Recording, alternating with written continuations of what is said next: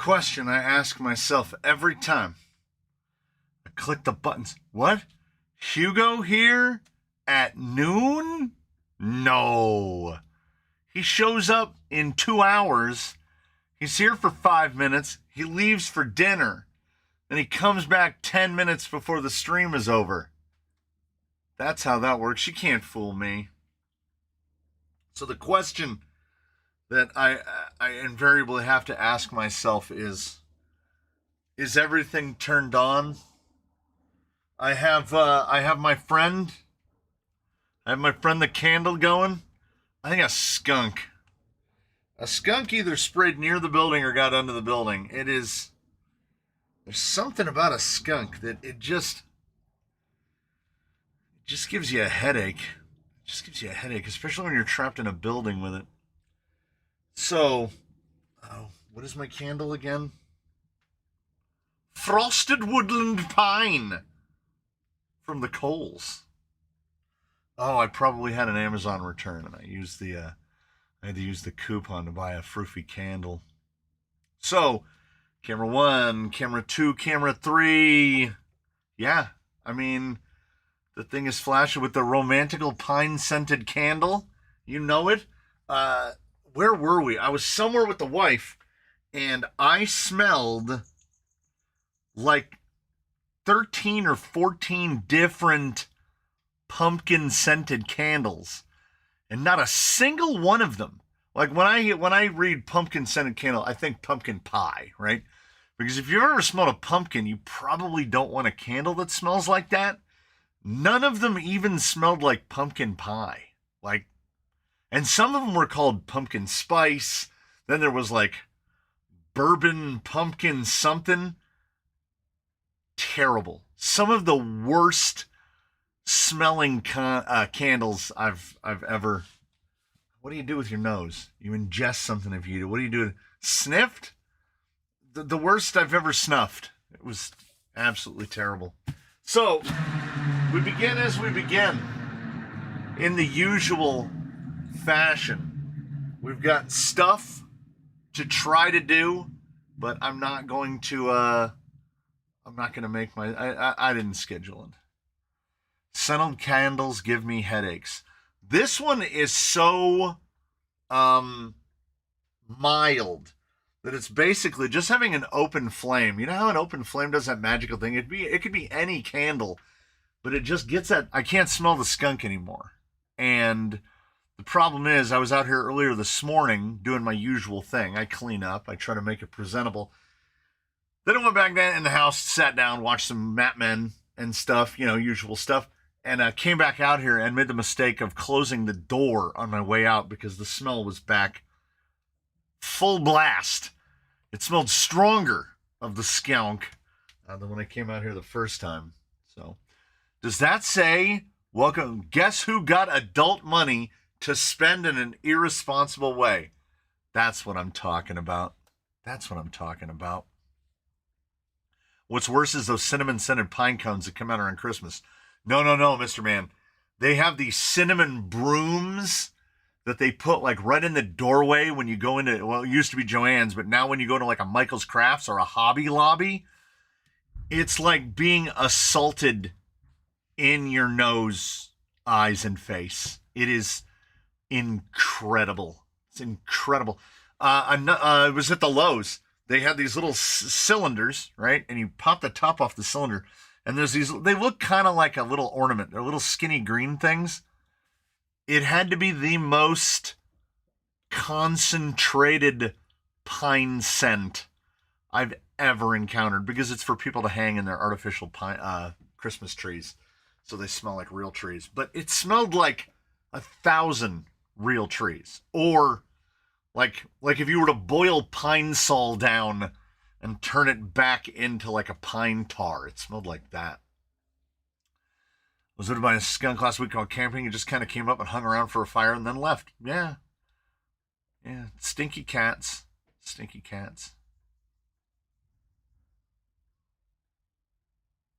So, I mean, we're gonna do something. We'll do something. I have a plan of what to do. And don't let me forget, we need to give stuff away around each hour or so. I've got a pile of stuff. I won't go so far as to call it crap, but we've got a pile of stuff to give away. And then we've got another thing to give away, which if you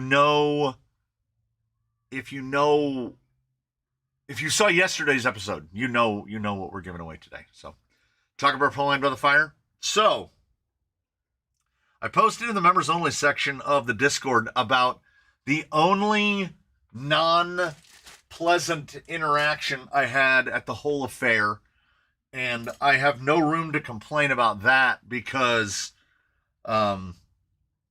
apparently, and it's hearsay me repeating it because I don't know personally anyone that it happened to, and I didn't see it happen to anyone, but like a whole bunch of people got rigs stolen.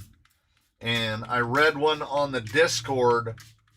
We've refilled the sauce, and the sauce is now a sort of distinctly flesh color. It's kind of alarming. Smells good though. Smells good. Someone out at Proline by the Fire got their backpack stolen, and their backpack had their car keys and their ID and everything, and they ended up having to have a wrecker come out, and so they could get their car. They couldn't drive home because you're basically in the middle of nowhere. And on the one hand, I mentioned this on the Discord. I was born, raised, and grew up in give away those low-sea creeper crawlers not worth shipping back to me. They're sitting right over here. That's a fantastic thing to hear. So we'll add that to the pile. So, I grew up, born, raised, grew up in San Bernardino, California. We used to make the joke because of the amount of smog that was in the air being blown in from LA. We used to say that we didn't even trust air if we couldn't see it. So I don't trust anything. I don't leave stuff sitting out. But by the same token, I can understand how people would like kind of let their guard down at a place like Proline by the Fire. You would presume, like everybody that's there paid $80 to get in. So you would assume that these people are like-minded individuals and they came to do the same thing that you did, which is hang out with like-minded individuals and play with toy cars that go slow or some that go fast, because there were people hucking them all over the place. But I mean, I guess you can't get away from those kinds of people. Those kind of people will follow you wherever you go. I still, like, when I think about it now, I'm like, what would compel someone to do that? That's not, someone had asked me, do I ever worry here, right? Like, my address is basically all over the internet, and I invite people over to come and drive and stuff. And I'm operating by the same operating procedure as people at Proline, which is I just assume nothing terrible is going to happen. And I keep operating from that. And until something terrible does happen, we will continue to operate the way we do. And I mean, realistically, there's a lot of rigs in here, a whole lot. And there's nothing in this building explicitly that is not replaceable. It's full of gigas and doodads and all kinds of stuff. But I just, it proves, I think, that I am a faithful person. I might not be religious, but I do have faith, because I have faith that people won't come to my domicile and steal my things. I operate under a completely illogical assumption that people will operate under the same process that I do, which is I don't go to people's domiciles and steal stuff. So we live on a really busy street, and the building that I'm in now is 80 feet from the road behind a house. So, I mean, have I thought that I would feel more comfortable if this building were on one end of the canyon? Yeah, sure. 250 feet from the street, I would genuinely not. My worries would really get smaller if we were that far off the road. I will break into your shed and take trucks to play with in the backyard. You don't even have to. Just be like, yeah, I'm going to come over on Tuesday, and I'll be like, cool. What do you want to drive? And I'll charge some batteries. I will mention this now. Oh, I'm not even manning my analytics yet. So my wife, after we filmed Wheelin' Wednesday, after we filmed that, the wife came home and she said, I think I'm going to go lay down for a little while. And I was like, cool. And she went and laid down, and she's been laid up like all week. She didn't go to work Monday, Tuesday, Wednesday. She went in for work on the first time on Thursday, and she's still not 100. And I can feel that it's trying to get me. It's trying to get me, and my body won't let it. I've long theorized that it's the diverticulitis that stops it, because you get most disease, most colds and stuff, you get through your gut, not through your lungs, except respiratory.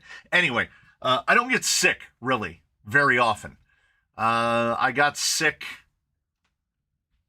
end of 2023, like a proper, like, laid up in bed, stuff like that. And prior to that, I can't even remember. Once I got my diverticulitis diagnosis, I stopped. I don't throw up all the time anymore. All the useful, wonderful things. It's not what you steal, it's the fact that you choose to do that. Yeah, I agree 100%. 2 days ago, there was a huge sale on Amazon for Proline Aztec 1.9. I got them for $16.99 a pair. Did anybody else get the email from Proline where Proline is announcing the new price drops, where now Proline tires are absolutely competitively priced, and most of the Proline tires are cheap or cheaper than any other tire out on the market? This doesn't improve the quality of the tires. It doesn't make G8 more serviceable than it already is. But, I mean, a lot of things are $25 a pair, which is, gosh darn it, the way they should have been from the very beginning. There was $33.99 a pair. And Upgrade RC started at a price, raised their price, and then dropped their price. I want to say it's $27.99 a pair for the razor wires and the rock claws, regardless of compound. So, I mean, that's good. Is that tariffs working? Is that tariffs? I don't know. I don't know. I know a lot of things are getting a lot more expensive. When I was looking up the links, a Fusion Mini 16 is like $80. That's crazy. That's crazy.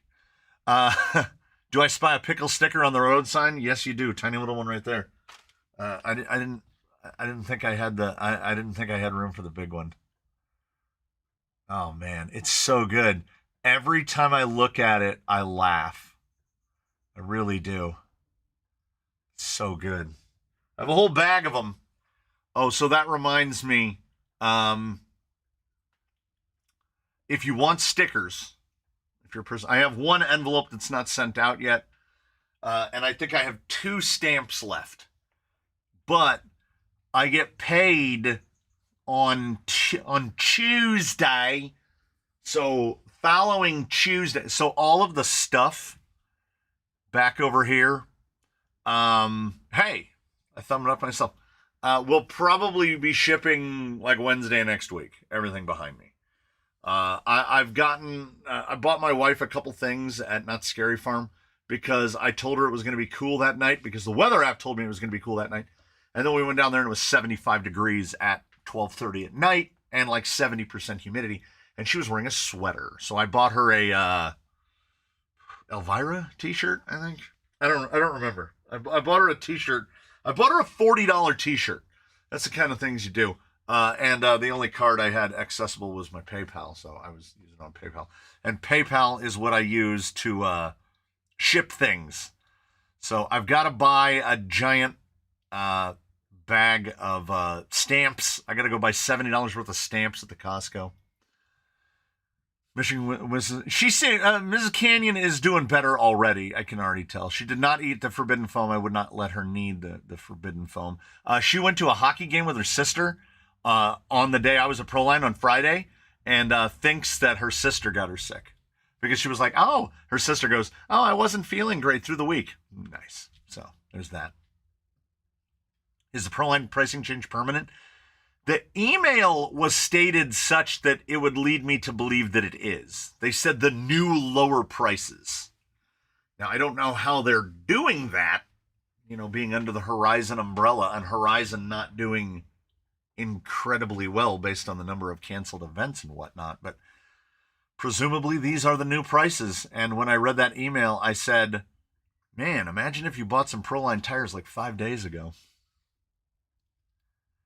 Predator's glass here, G8 is like tractor tire performance. Yeah, I mean, I don't run G8. I don't run Predator. No, that's not true. Yukio, Predator, Ibex, and the others are the G8s on Bruce and Sheila. And that's it. Oh, wait. Boggers? Those are Proline, right? Boggers? Boggers on Clank, I think. Yeah, but Proline is a really small number of vehicles here.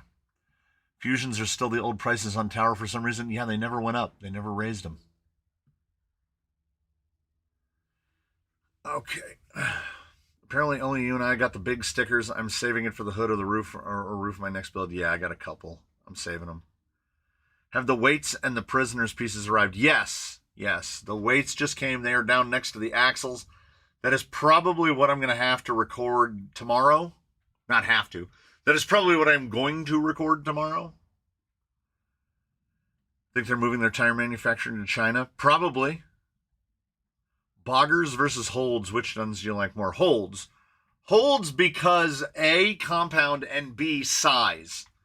Boggers are huge. No, let me get them.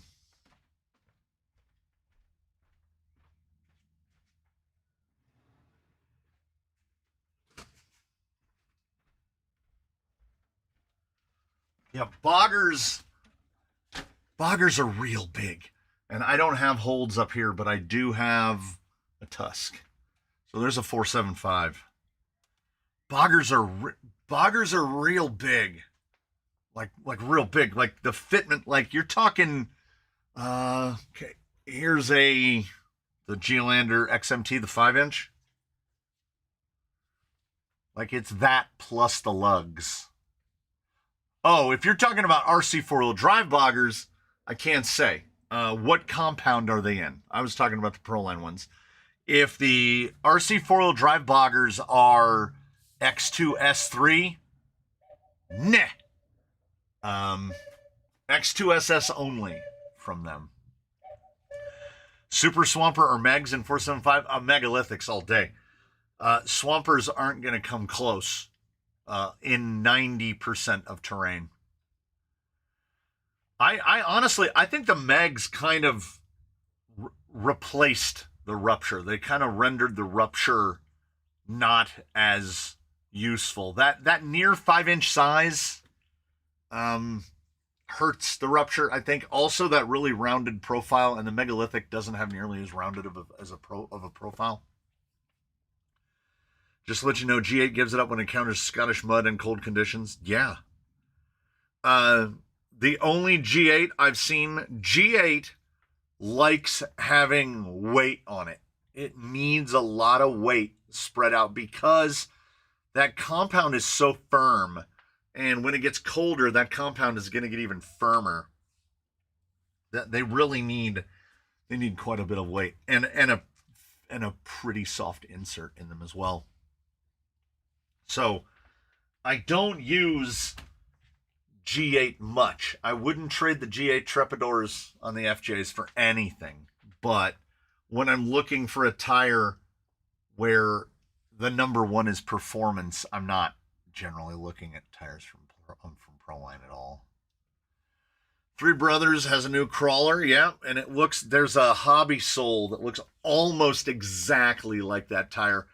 That is a weird tire. I'm interested, but that is a weird tire. What class 2 tires would you recommend for a 4-pound rig? I tried Fossil because they were great on my TRX4, but the carcass seems too stiff for the light rig. 4 pounds? Upgrade Rock Claws would probably be good because their carcass is so thin that if you go with a really soft insert, you'll benefit from how soft and thin they are. You might even be able to get away. Maybe that's the trigger. Maybe that's the key, the unknown key for the Vanquish, any of the Vanquish tires with their paper-thin sidewalls and paper-thin carcasses. Maybe they just want a really, really light rig. I would go straight to the Rock Claws, which is what are on the second Wizard, because that Wizard is like 5 pounds and change. So reasonably close.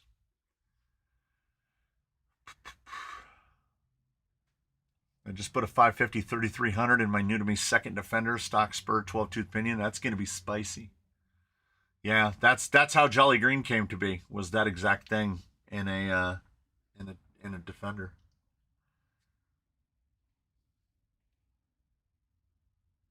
Did you get your hands on the 2.2 ripsaws yet? I have 2 that are baked off of wheels, and I need to bake the other 2 off of wheels.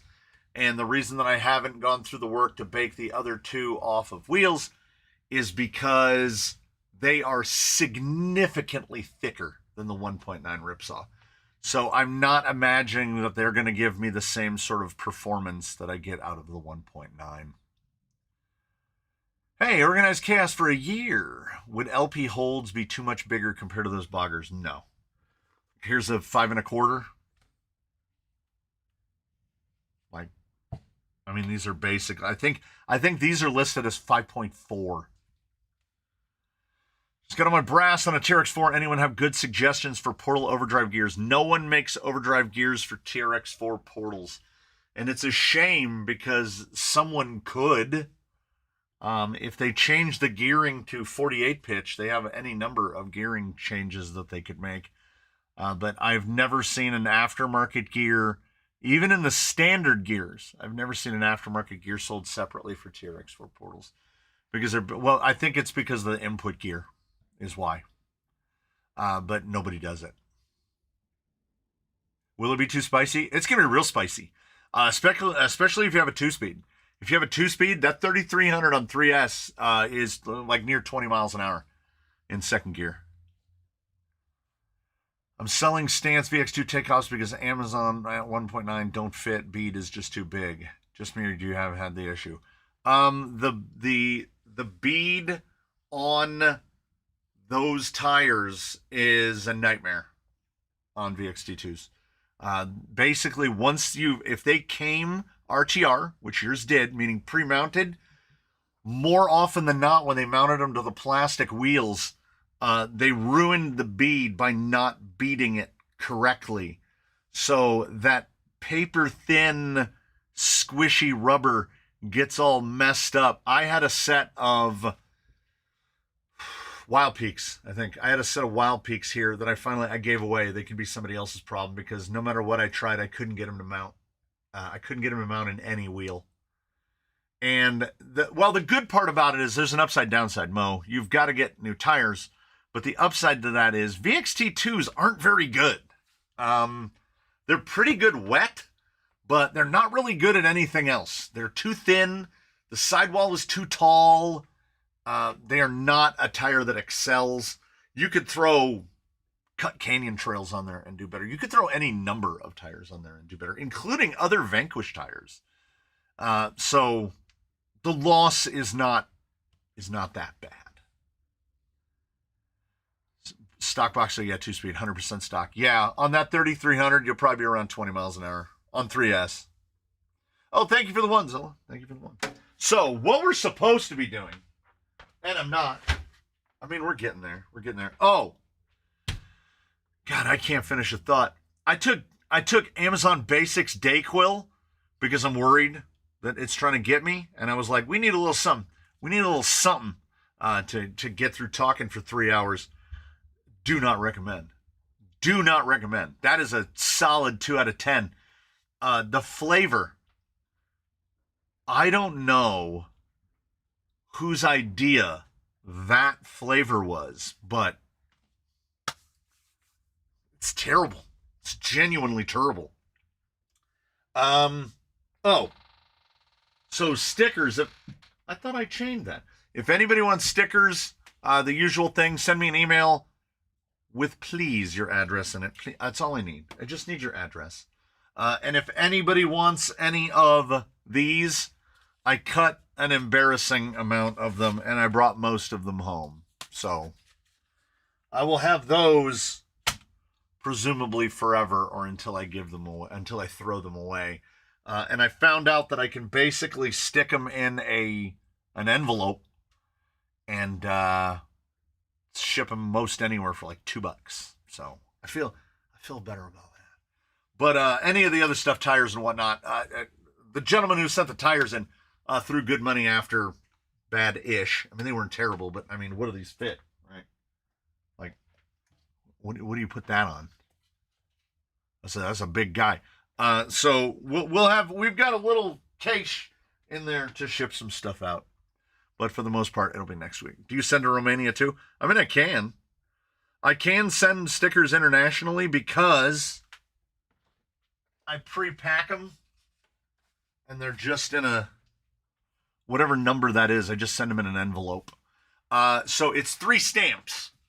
You can get international mail stamps because it's like $1.80, but 3 forever stamps is like $2.10. So I just ship it with just 3 stamps.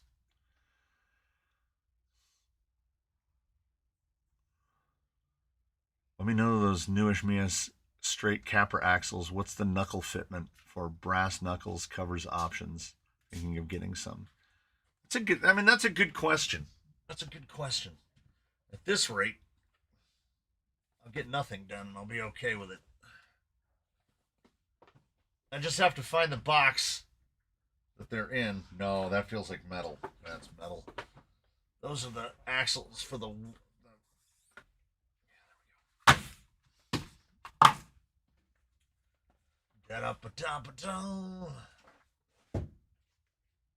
Oh, and somebody mentioned 50 kg globe act.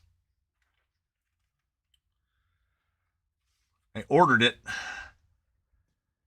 walked into the shed, set it up on a little ledge, and lost it there for about 2 weeks. So I've had this here for like 2 weeks and completely forgot that it existed. So I just did it again. I'm going to set it down and I probably forget where it is. So I am curious myself because I want to know. Do you want to know?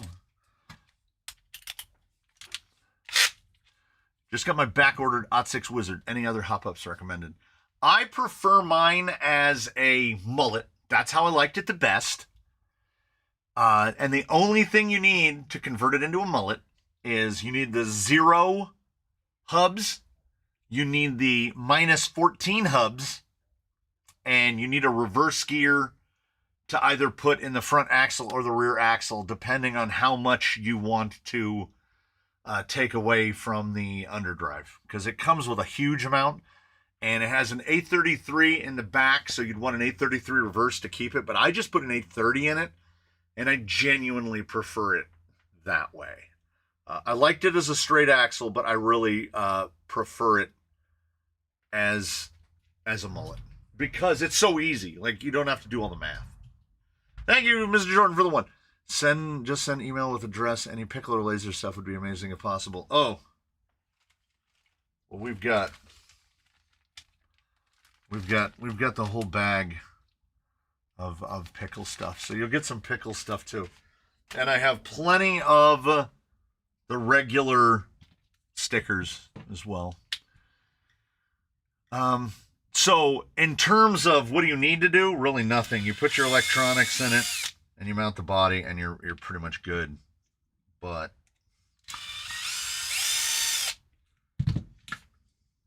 I haven't taken one of these apart because my only concern is Does the isokinetic interfere with it at all?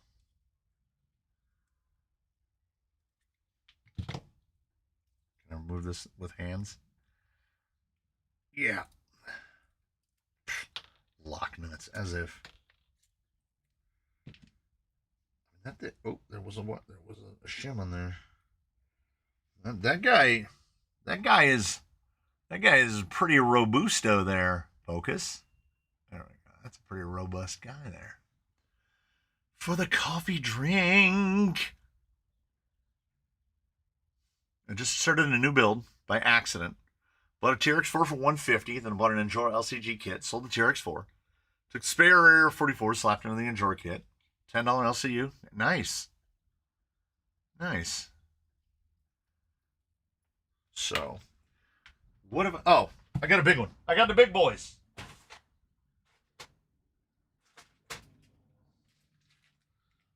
All right. So my only concern, and here is my concern, and that is this.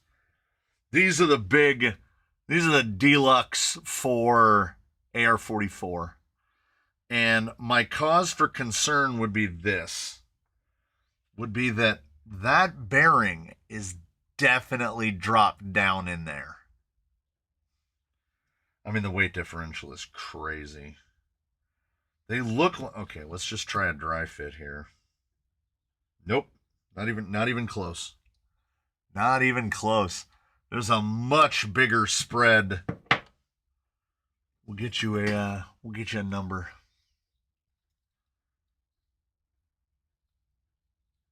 $30 millimeters. Well, 29 and a half from flat to flat. About 29 and a quarter on the C-Hub. And an AR-44 is 26. So, options may be question mark. I don't know. 30 millimeters seems like a lot on a straight. And I figured this might be a potential possibility because that guy, that isokinetic guy is big. So I figured they might have to space it out a little more. So I'm guessing what we're gonna have to do is we're gonna have to wait for them to come out with bigger weights, which I'm assuming they will, because the actual knuckle and the weight are two separate pieces. That just bolts on. I mean, if you're handy, you could probably just bolt a brass ring to it if you felt so inclined. Yeah, I don't know of another knuckle that's just going to drop on there. Is there a way to use common overdrive portal gears in the Mias axles? Yes, Simon. The Mias nylon axles are just Vanquish clones, so you can use Vanquish. You can use all Vanquish portal gears. As a matter of fact, they come with a 1927 stock gear. Get out of here, fly. And stock Vanquish are 2028. So it's like 1.5% difference if you wanted to just swap those over. I think Mias is just rebranded Axial, so Axial stuff. Vanquish. Axial in the middle, Vanquish on the ends. Seen a comment saying not spending $1,400 on a Chinese slider regarding the Reefs crawler. Yeah. What's crazy about that Reefs thing, beyond the absolutely proprietary nature of it, everything is proprietary.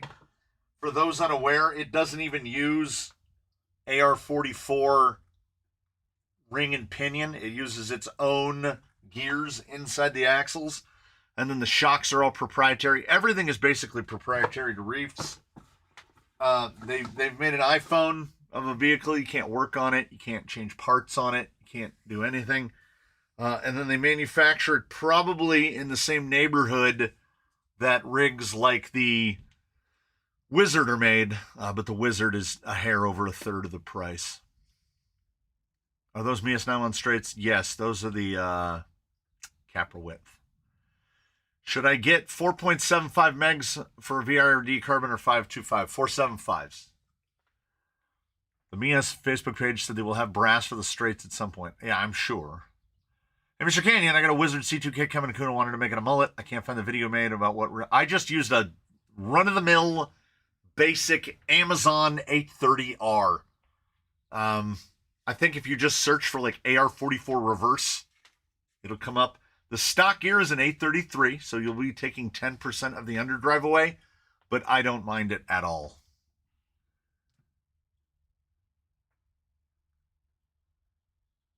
That steering angle is absurd. On which? On the steering angle on the Mias axles is crazy.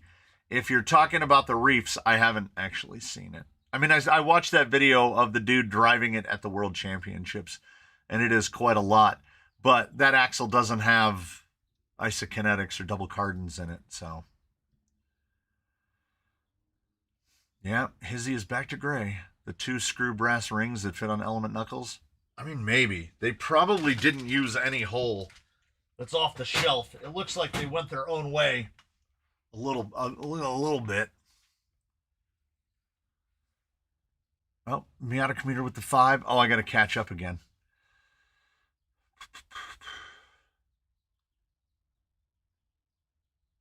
Time to have dinner. See you later. See, there it is. There it is. At 1400, it's probably meant for the display case. Yes. Believe it has some weird shaft set up in the axles too. It does. The ring gear is pinned to a single shaft. Greetings from Germany. Based on your last video, would you pick up the latest TRX for Sport or the Axial Coyote? Ooh, that's tough. That is tough.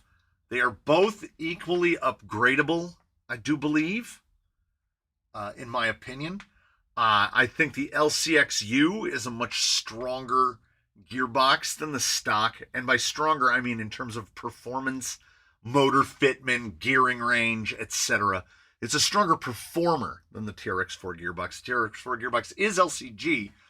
The LCXU definitely isn't. I strongly prefer a TRX4 Portal over an AR45P. The body, I would say, is better on the Coyote, particularly with the quick release mechanism on it. Man, that's tough. Especially if they're around the same price. That's really tough. I give a little bit of an advantage to the TRX4 for the shocks and the tires, because I would still take a Canyon Trail over even the OE Trep. But man, that's a very good question. It's a tough call. Now, if we're operating from a position that I have neither, I'm going to get that TRX4 Sport. If I already have another rig, I might get the Coyote instead. Reefs was booting people off their live stream if they said anything about the price. Not surprising. Are there reverse cuts that aren't 830? Yeah, somebody probably already said, because I'm catching up. Reefs makes, not Reefs, Ot6 makes an 833 reverse now. Yeah, Hugo's gone. Time to discuss interesting stuff. I'm sure these brands are just keeping all the fanboys on short leashes so they can buy anybody else's stuff and then gatekeep their better stuff. I mean, it is a little corporate espionaging. Do you know of an AR44 brass hub that's black? Yes. Samix? I want to say the Samix ones are black. 2mod reveal today, or doing a quick view? I will do a quick view on them, but we can unbag. 2mod, everybody. Let me see if my I found this while cleaning.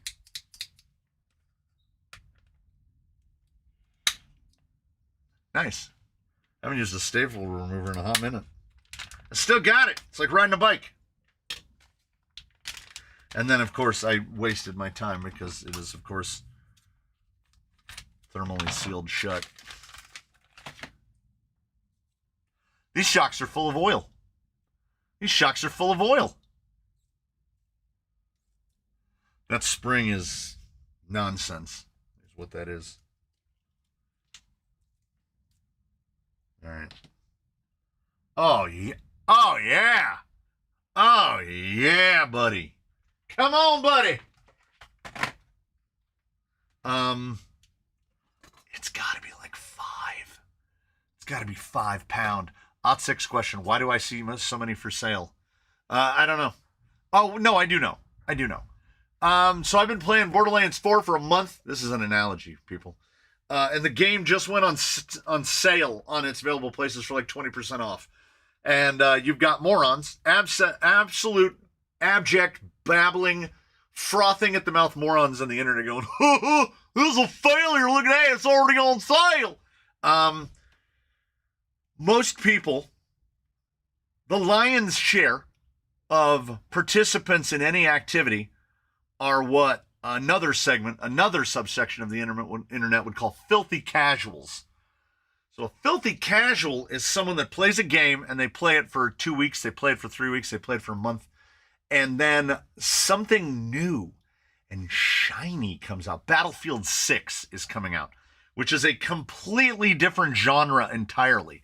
But this is what I had honestly hoped for, because the Call of Duty, Call of Duty 7 and Battlefield 6 coming out in close proximity, it's going to take all of those slack-jawed yokels out of that game and leave my game alone for me. They can go back to playing their shooty shoot games, and the equivalent is the Wizard came out, geez, what is it now? Like 9 months ago? No, it was, I bought mine last year. We have to be coming up on a year of the Wizard. So, there's a new shiny thing. I guarantee you, there is someone out there that sold their Wizard so they could buy a Vanquish mullet, because people will actively operate against their own best interests. Oh man, I'm falling so far behind. During the Coyote Pro video, you said Chungus would make a good 1.5 rig, and then you said at some point you're going to build a 10.3 1.5 rig. Why not just keep Chungus and make him a 1.5 rig? Because we never look back. We're always moving forward. Also, he's on... I would have to change so much of him that... like, I would be keeping the rails and the gearbox. And that's about it. So, better. We did all that work, you know?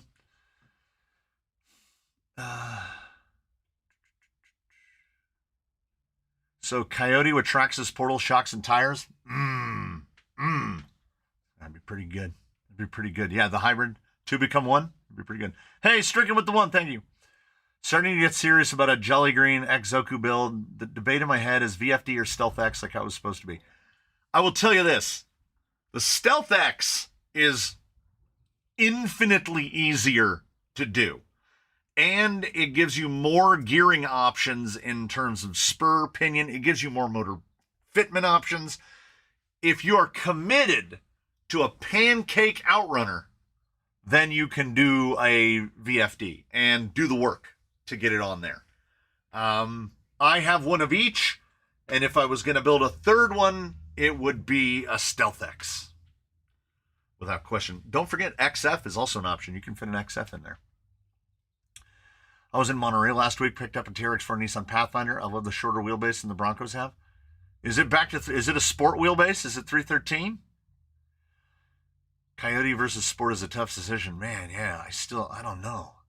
Yeah, you can make any brass part black with Birchwood KC. Brass black, it's right under Kevin. I did it too. Well, tell me if you think it's acceptable.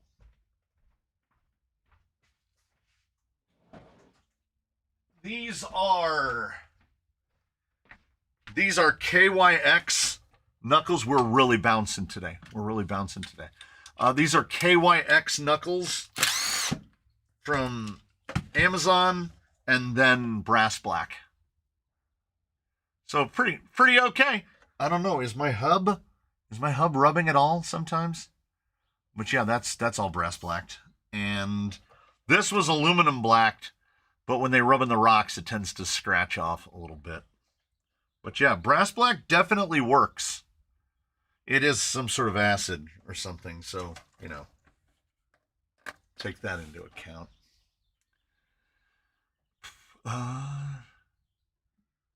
Okay, got to catch up. Springs are for transportation purposes only. Borderlands get heat because Randy Pitchford's a knob jockey.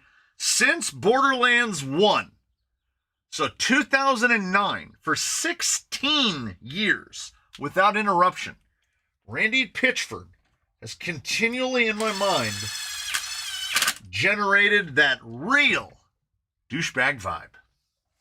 But they make good games, so we forgive it.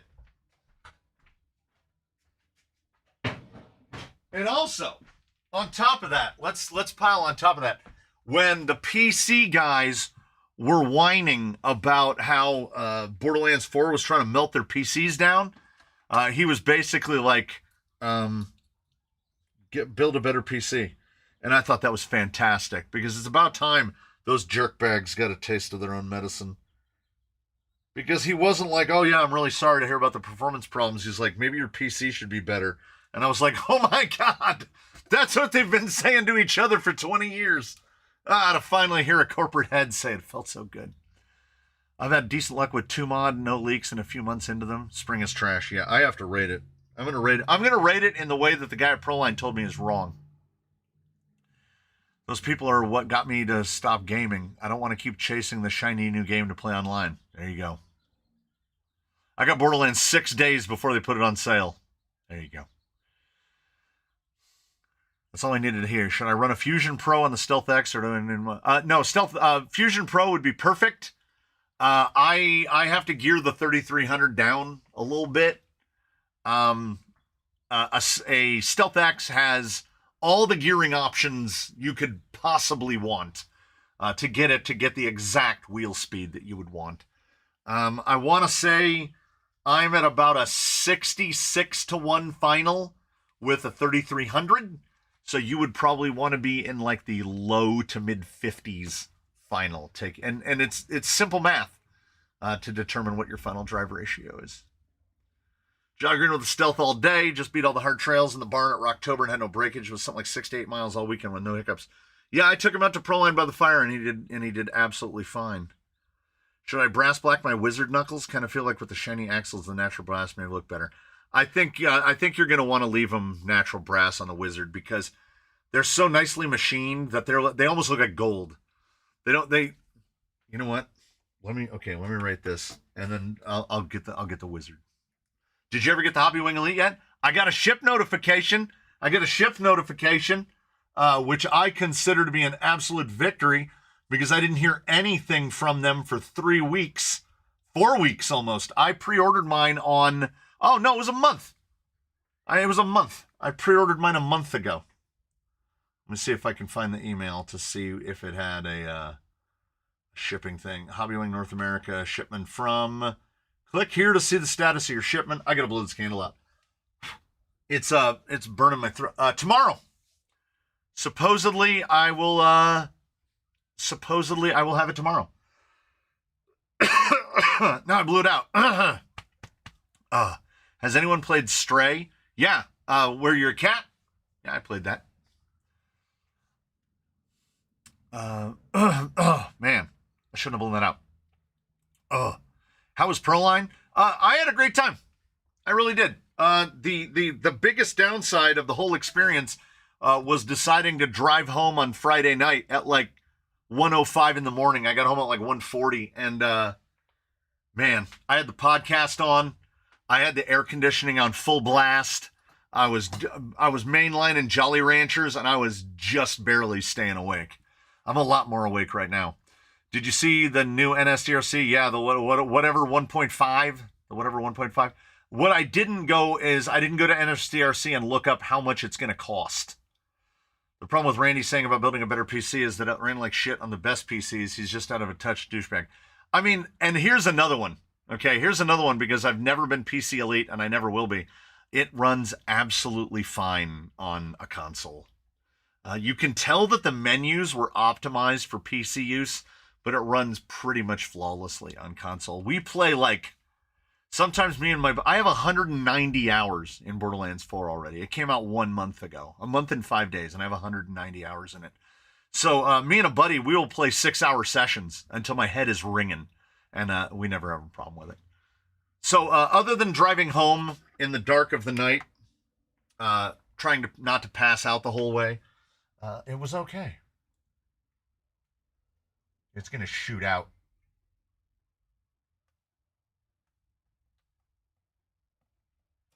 .7 4.7 pounds per inch on the spring, but there's only one important question.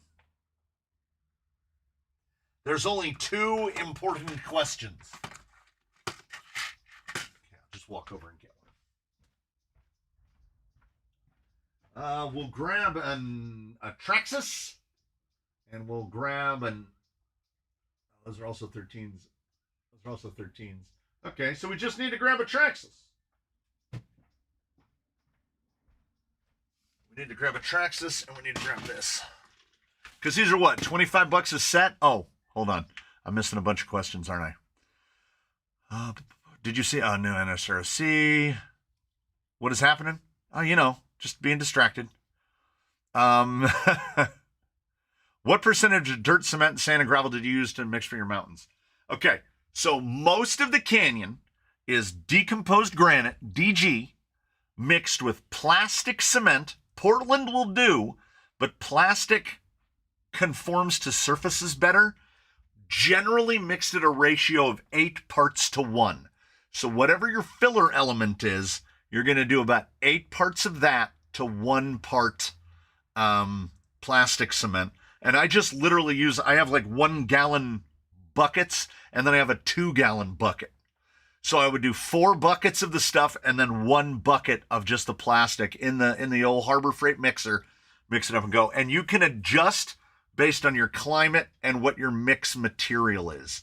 Some of the obstacles out there, yes indeed, are made by mixing because it is not structural. It is not structural at all. Some of the obstacles out there are done at a 4-to-1 ratio, 5-to-1 ratio, depending on what the consistency looks like, of dry dirt that I dug out of the ground and plastic or Portland cement. And it will glue rocks together just fine, because when you buy the big 98 pounders of Portland and plastic, it's worse to mix it too rich, because when it's too rich, it just wants to chalk. Like it doesn't want to harden right. That spot at Gate 5, which was where I had left Portland in the bottom of a wheelbarrow, and it got rained on and it hardened into one big slab. That thing chalks all the time. It just keeps chalking and chalking and chalking. And I think that's the lime, because I tend to use plastic cement more because you can get better vertical with it. And it has more lime in it. Apparently that is, to my knowledge, that is the difference between plastic cement and Portland cement. Plastic just has more lime in it. PlayStation 2 back in the days. It's a little... If the Coyote had SOA and 4-link with straight axles, it would be it. Just 4-link or straight axles, or 3-link with straight axles. If it had just come with straight axles, not AR-45Ps, if it had come with 10 Pro straights, I would lose my mind. I would lose my mind. My discussion with someone from NSDRC was another pickle moment. That does not surprise me at all. Talking about the Mashigan in the Discord, what are your thoughts? I don't know what I'm going to do, but I'm easily convinced at this point. A Mashigan is just underneath the body. It's just the FJ. So you're going to have all of the pluses and minuses of the FJ. And if you want to build something that is specifically Jeepy and looks a lot more scale than other options and is bigger, meaning you don't have to rope yourself into the RC four-wheel drive ecosystem or into getting some boom racing stuff and then putting a body on it, I think that the Mashigan is probably the most economical way to get into it. You can get a Mashigan and the Leaf sets together for under $400. And if you're not doing the stuff that I'm doing, you're not going to break it. That stock gearbox will be fine. The axles will be fine. And it is upgradable. Look at Bruce. He is a body, rails, and leafs is all that is left of him that is FMS. And that's going to be Sheila as well. But yeah, be ready to spend money because you will go down an upgrade path, or you will be building something for looks, and then you'll be just happy with it. And that's an alternative structure. So, this factory spring is 65 by a stupid 14 inner. Now, being a 14 inner is not a problem at the top, but it is a problem at the bottom because that spring cup is basically the exact same size as the spring. But let's see who else can fit. Will an Element spring cup fit on here? Yes, it will. Okay. They are very heavily damped, too. Might have to try one of these. I might have to try one of these. That's not bad. Then we have to answer a second question. We have the parts to do it right here. So far, you know what, Tumod? So far, Tumod is looking okay. We would probably want about a 40. Let's just grab a 2.3. It still tickles me that guy argued with me and flat out told me I was wrong because I said that the springs on the Coyote are too heavy for the rig, and then I rated them, and he goes, well, you're wrong. And I was like, man, that kind of confidence in being wrong is, you know what? The Tumod are looking pretty good, not going to lie. Because that is, geez, I don't know, yellow band, green band? I'm not sure what spring this is. 10 by 40 by 2.3. This might be deluxe. I think they call them hard. And then that is just the Element cup from the SEs. And it's got 3mm shafts, which is definitely a move in the right direction. They're a bit fat up top because they, yeah, oh, well, I answered Sputter Crawler's question before even looking. Look at that. And like, well, let's see. Let's not go 2.3. Let's go something a little more common and put a 0.8 on there. I think we might go into, we might be into an overdamped situation. These springs, man, do they love each other. That rear spring is ridiculously heavy on the Coyote. Don't tell that guy at Proline. He'll tell you you're, he'll flat out tell you you're wrong. 2.6 pounds per inch. And they're 1.5s in the front on a rig that weighs 5 pounds. So there's 8 pounds of spring in a 5-pound rig. Ready, go.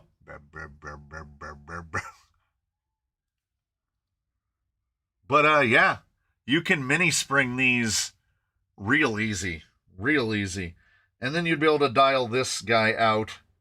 Now, we haven't gotten into, we'll get into, I'll do a little quick one. I'll do a little quick view on these, and we'll get into the full forensic of it because I want to see what the seal pack looks like. Nowadays, if the springs don't work, I don't necessarily hold that against a shock. And they come with a second set of rod ends, and they come with screws, and they come with stickers. So, lighter oil, check out the seal pack, check the shaft wobble. Yeah. That is what the quick views are for. You are denying me of content, and making content about a shock is the kind of lazy work that I like. Because I don't have to go anywhere. I can stand in one place, and I can do it. So what we're supposed to be doing, and what we'll get started on momentarily, theoretically, we'll just turn down the preload on the Coyote. Preload doesn't affect spring rate. You can crank that spring down as far as you want or as far out as you want. A 2.6 pound is still going to be a 2.6 pound. Coyote Pro is done. His video is up. Well, he's not done. Coyote Pro is fully rolling.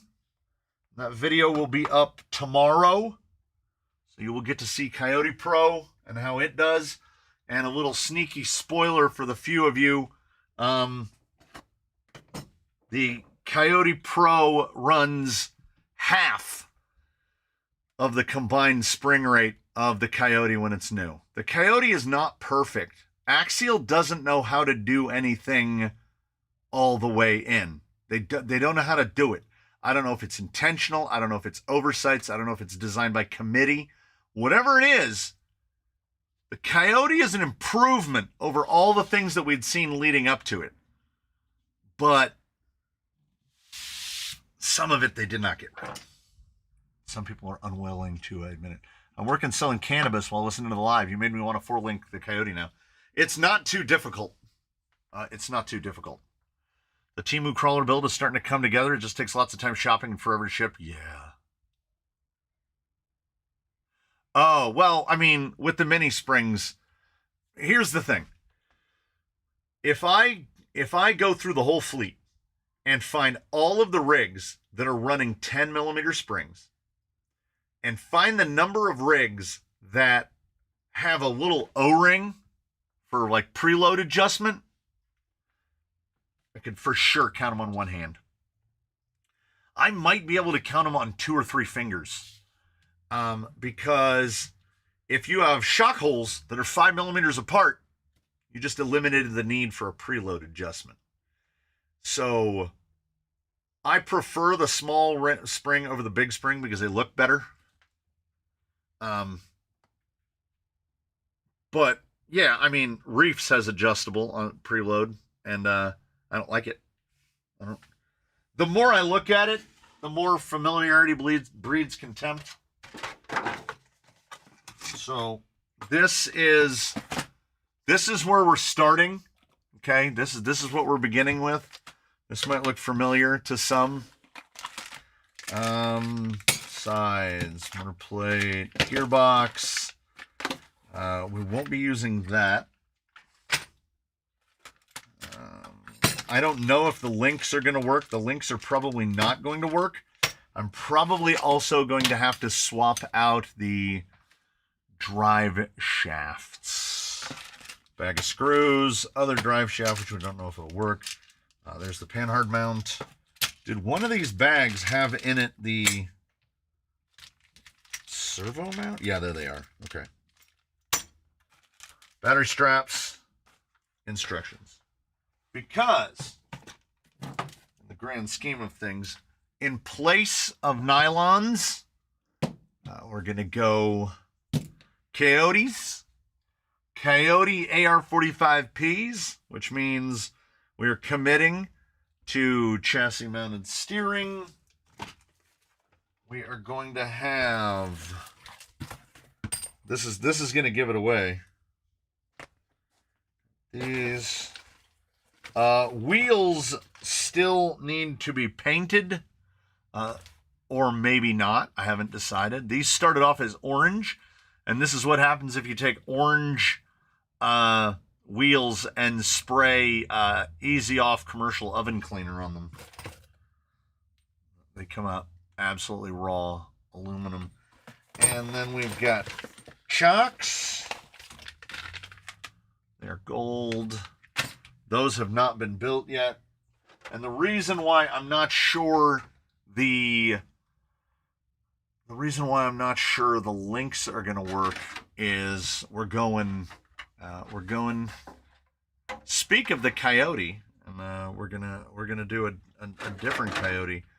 This Coyote is a 287 millimeter wheelbase. We had a Coyote here before. This build is Halloween. So today's the 17th. In the next 14 days, this has to be finished. Shouldn't be that much of an issue.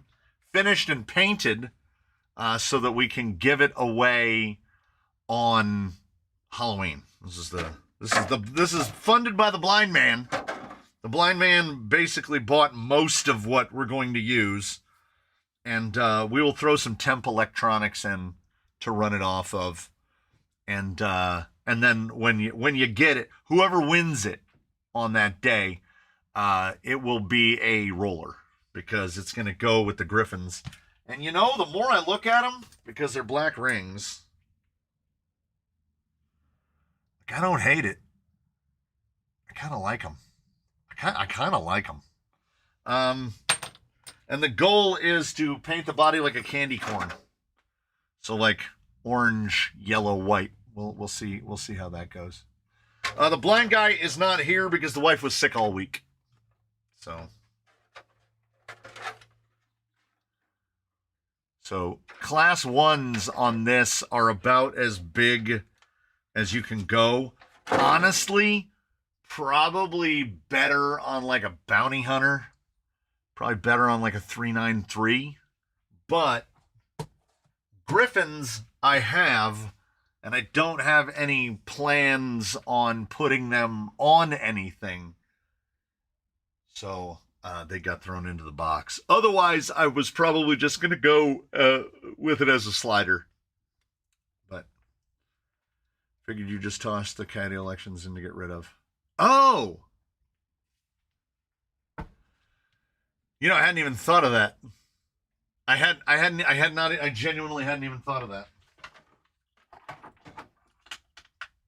I mean, absolutely could do. Look at, here we go. Boom. It's RTR now. It's RTR. Ed Scrivener won't be here because it's his anniversary on Halloween. That is like, I mean, I don't know if it's romantical or weird. I don't know. My wife still yells at me because I tried to marry her on her birthday. Call it sweet corn. That's pretty good. So, that giveaway is off the table because now it's going into this.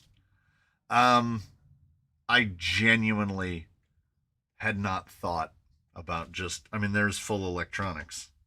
There's full electronics. I had not thought of that. This is going to be a full-blown Link Olympics. How do you win it? You're here during that live stream. And you say, I would like to be on the wheel, and then we'll put you on the wheel of names, and then we spin it.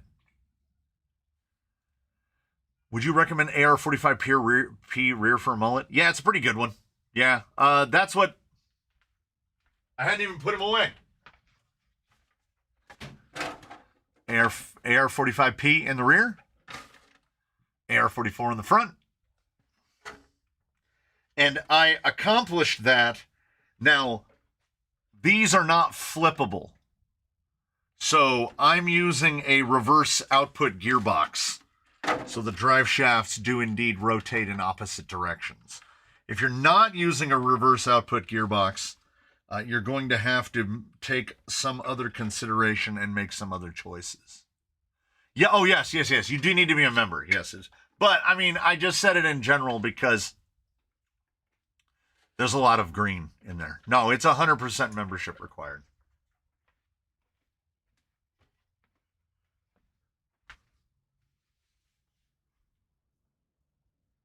Honestly, oh, that's a big way. Woo!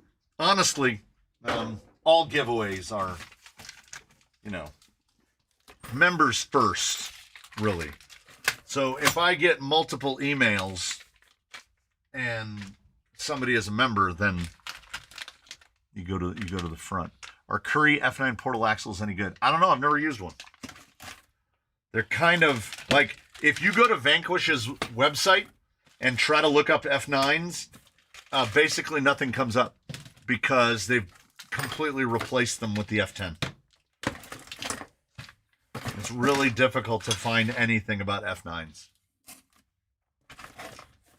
It would take quite a while, but since the wheels are stripped, you could polish them. I could, and I will not. I absolutely will not. Tab just came right off that box.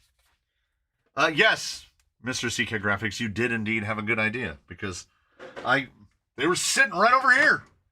I had definitely not. What reverse gearboxes are there? Oh, there's a bunch. Depends on how much money you want to spend. Oh yeah, just smooth brain some dual pinions on there. Wasn't there a tire that has skull and crossbones pattern? Yes. They were IMEX, and they were called Skull and Bones. And they've been gone for a while. Yeah. Candy corn color. A white tail, please. So start with orange in the front. What was the Johnny Depp movie where he barbered that off people? Sweeney Todd. Key City Hobby still has F9 housings in stock that are eye-wateringly expensive. Yeah, I can imagine. Okay, so it's just a little bit of stuff. As you know the deal. You know the deal. These are not real Baja Claws. These are the fake Baja Claws. They did fine. They did absolutely fine. No inserts.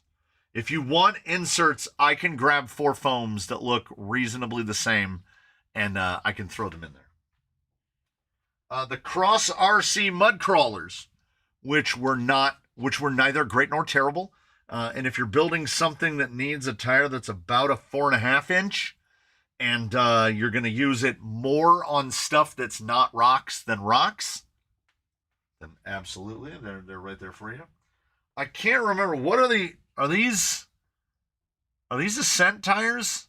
Are these MT9s? I can't tell. I don't know. They all have foams in them. Those have foams. Hate to name drop, essentially since servos are touchy subject, the Shift RC is my replacement for the bog standard blue case. I mean, there's nothing wrong with them. It's another boutique servo. I haven't heard anybody really complain about them, but they are expensive. You mentioned postage to me, Wilson Cash, friend a shoebox, I say. Friend got a shoebox size box from the States, $100. Yeah. Have you considered vinyl wrapping a body? Absolutely not. Absolutely not. I don't have that kind of patience. Mix pins. Mix racing pins. No foams. Foams. No foams, no foams. But I do have some overly firm, I don't know, let's see. Let's go in here. When is Crawl Olympics coming back? Next time we have an Olympics. So 2028? Yeah, those will be fine. Maybe I could do it every 2 years. So we could do hydro dip would be interesting, but it'll probably just shred right off. Hey, Chris Barchak with $10. I'm gonna spend that on useless hobby stuff that I'll probably end up giving away. But that's how the circle goes. We go in a circle. Yeah, there is the Winter Olympics. Yeah. Yeah, I don't know if the F9 is outdated. I've never used one. It's just that Vanquish has fully Shimano'd it and just pretends that it doesn't exist. Then we've got those. So there's another 4 foams that I don't have to live with anymore. Then, we don't want to bury the lead. If you've got something that fits them, you'll probably know Creepy Crawlers with the stock Marble Rye foams, with the Marble Ryes. You're going to need something real big and real heavy. And if you live in the continental United States, it's probably going to cost like $15 to $20 to ship these. That's what we'll do. We'll do Winter Crawlympics, but they can only happen when it's raining. And as it rains 28 days a year in this part of Southern California, sometimes less, it'll take years to film the whole thing. Finally got my Wizard and love it. It is great. It is great. I have a friend that does hydro dipping. He does it for his drift cars, and they bang off each other in walls, and it doesn't peel or come off. I'm going to go ahead and say that what we do to rock crawlers is a little more severe than what happens to drift cars. Also, to throw an odd one in there, the Goop. Look at how angry that panda is. Look at him. Explore better products. Goop 80 amp brushed ESC. It's not bad. It's not great. Sputter Crawler provided this. He doesn't know what to do with it. I don't know what to do with it. If somebody has a use for it, there it is. There it is. First time watching live. I'm doing a full paint correction on a 911 993 C4S. So nice to have something to have on. Hey. Also, earlier, I meant to say the Shift RC XB, $60 for my trail rigs on a servo isn't terrible. Surprisingly fast and torquey for RX power. I already figured out what the problem is. I figured out what the problem is. Here's why. Okay. You used to see a lot more, I would do a lot more servo tests, right? I think I have them all right next to each other. I do. Okay. So here's how it goes. Here's how it goes. This isn't giveaway stuff. That's the giveaway stuff over there. If we're going to build a rig, we're going to grab one of these. We're going to grab a 45 kg blue case for about $28. We're going to put that in there. It's got the crazy long wire on it. Look at that wire. It's crazy. Okay. If we want to spend a little bit more, we're going to go to the route one of these. We're either going to go a Flash Hobby 60 kg direct power, or we're going to go a Flash Hobby 60 kg receiver power. One of the two. Usually about $60. Basically borderline indestructible. I've had one go to full total gear failure by wallowing out the pins, but I haven't like blown one up, right? And if I want to spend a little bit more money, and I want to get deluxe, we get up into this area. We get up SA75 CVSW, or the A65 or the A62 or the A75 or one of those. Then you're in there around that $80 price range, right? And if we're going to go above that, there needs to be a real reason. It needs to be some kind of low profile, like an A66 FHLW or an EcoPower 832 or something.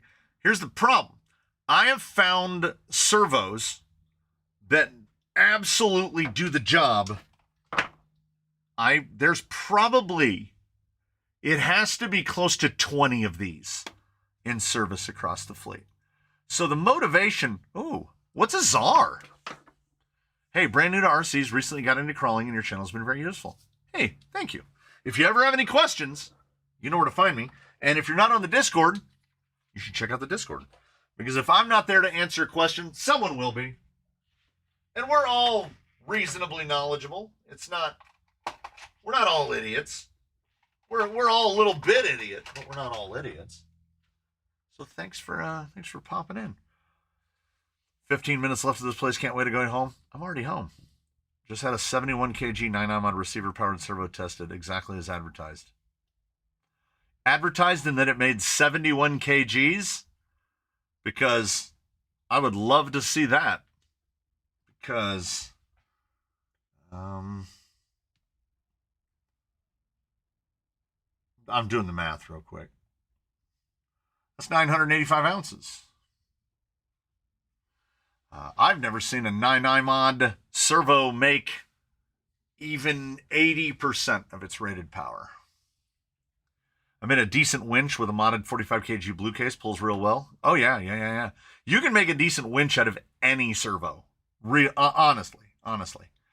Or if you remember when I mailed you a servo and it's going to get lost, then I order another one direct to you. I just got to come to the canyon so two giants can meet. Oh, yeah.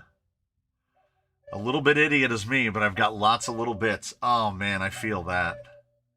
I'm a G13 Pro guy now, level warranty. The Three Brothers are one of the only servos. That's the only servo that blew up on the tester. Yes, we are collectively, I would say that we are collectively one idiot. Yeah. And also, I mean, onto the hydro dipping, Cerakoting, and any number of treatments. Yeah, it's not for me. It's not for me. I'm a 1 hour paint job man, and we know that paint job is going to look absolutely haggard within a few runs. So, painted in an hour. Use paints from the Home Depot. Oh, mias. Maybe on 3. Look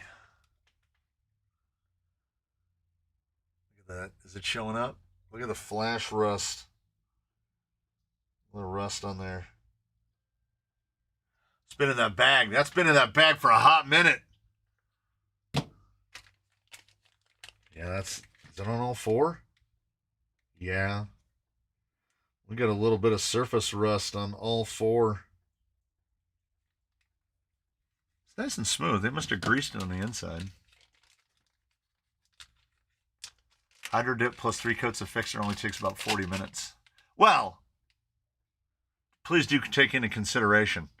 When I call it the 1 hour paint job, that means from when I pull that bag that body out of the bag to when it's done and it's mounted, it's about an hour. The actual time spent spraying that paint, I can paint 5 bodies inside an hour. I don't want to put effort into it because they're not going to look, they're going to look as good as they look for a minute, and then they're going to start looking less good. I did Steve. I painted Steve. Spent a lot of time on that. And I don't think there's anything explicitly wrong with not wanting to spend a bunch of time painting bodies. Some people like it.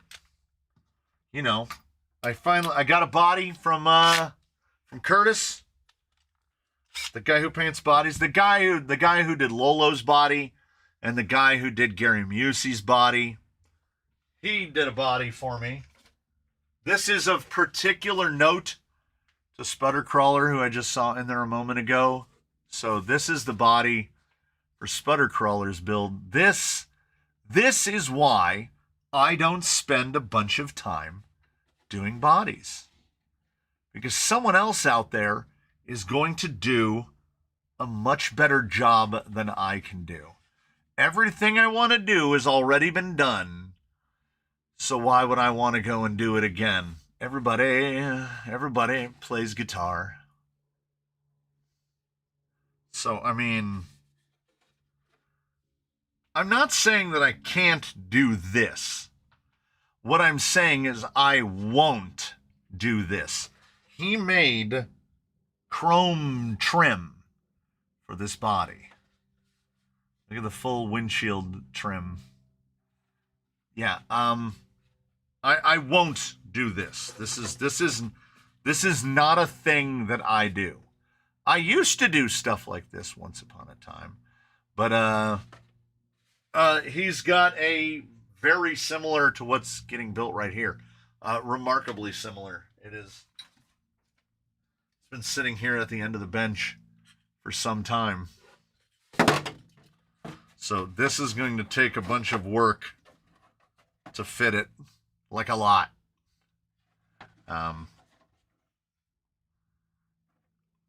Yeah, I mean, the body looks so good. It looks so good. Does he have a website or contact info? Curtis Knudsen on Instagram. You can just message him through there.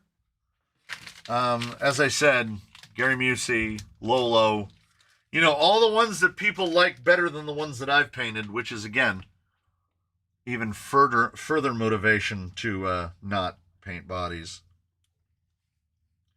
Because everyone's favorite bodies are all the ones I didn't paint. Everybody's like, man, that body's amazing. And I go, yeah, it came like that. I'm not responsible for that. Everybody loves that Gulf Livery Power Wagon. I didn't paint that. I love doing bodies. Been doing a bunch of micro hard bodies for a few friends local and keep getting requests. Then all my bodies look standard since I do mine quick. Yeah. That's like the contractor whose kitchen is never finished because he's too tired from doing everybody else's stuff. So I understand that. We'll get some things on here. Debating turning my Jolly Green build into a Three Brothers build. I got the tires and inserts on him now, and I kind of want to put his warranty and claims to test after talking to the rep at Rocktober. Yeah. Throw a, what is it, a beekeeper? You get a beekeeper and a yellow jacket. Used to do chroming windshield wipers and door handles and center on RC cars. Pointless on crawlers as it just gets rocked off pretty quick. Yeah. If you need smaller tires, let me know. I mean, maybe. You saw the size of the flare on that F100. Maybe. I'm not turning into a small tire guy, by the way. They're good sometimes. Sometimes I like a small tire. I didn't used to, so. We'll classify that as growth, because everything doesn't have to have 525 LPs on it. Oh, hey, Mike Cross. How are things in the far-off mythical land of New Zealand, where the hobbits are from? It is summer for y'all, yes? Or coming into summer? So it's spring, I guess I should say. If it's autumn here, then it's spring in New Zealand. How wide is the motor mount? Not wide. 72, standard, pretty standard. And then the skid is 72. So this is a no pincher.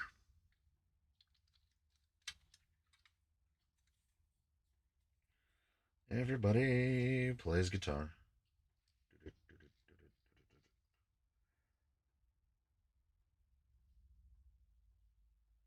This is confusing me greatly.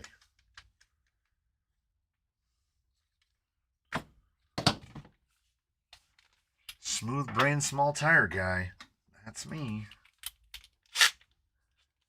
Getting a Kraton 6X next week. I think they're discontinued, so you're getting it at the right time. This morning, as a small thought exercise, and you can do this one at home. It's fun. Go to Arma, RC, whatever. Go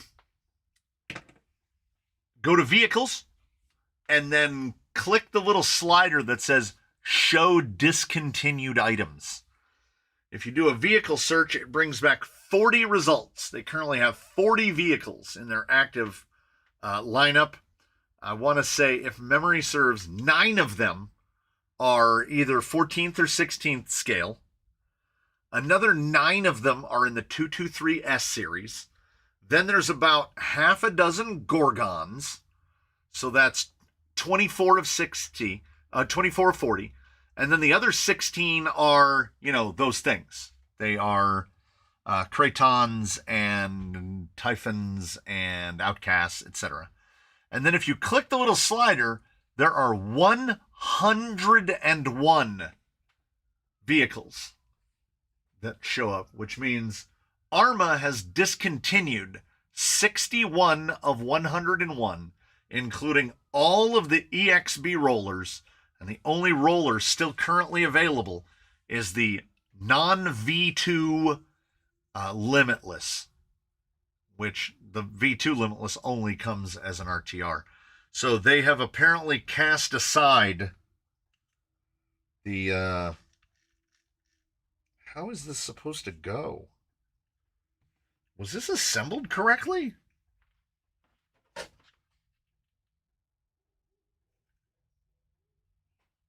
No.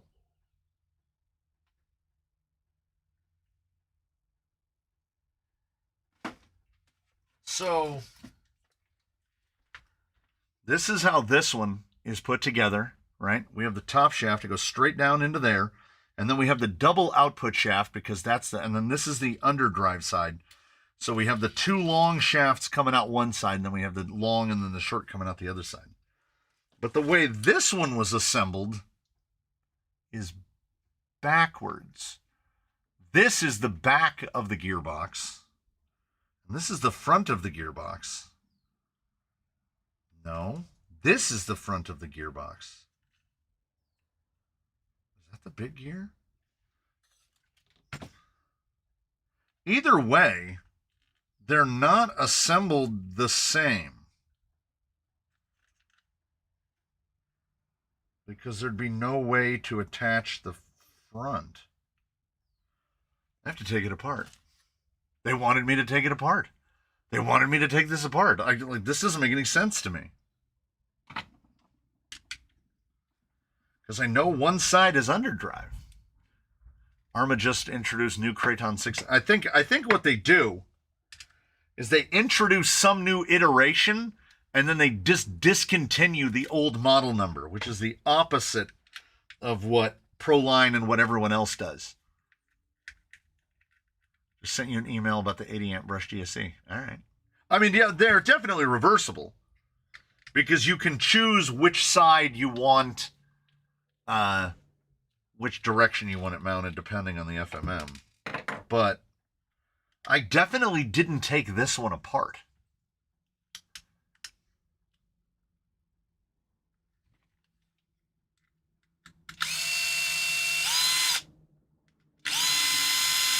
I don't know if I've ever taken one of these MST cases apart. I just picked up some new in the package Kyoso Velvets for $100. Yeah, Optic or Capra, yeah, those would be great. I mean, Velvets, man. Velvets, you were living large. How do I get them pins? At this point, you hope that when you send me an email to ask about it, you hope that someone already hasn't said, how do I get them pins? Okay, so that is definitely the...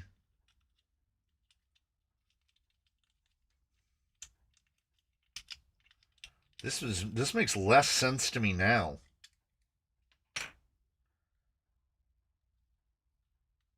Okay, so... Oh, look at this. Looks like a little frog. Okay. Boy, this thing is shimmed all to hell. There's a lot of shims in this thing. And there has to be, because unbeknownst to me until right now, there's no pins in this gearbox. It's all on hexes. Okay, so that has to be the rear. It's bigger, so that's underdrive. So this needs to be like this.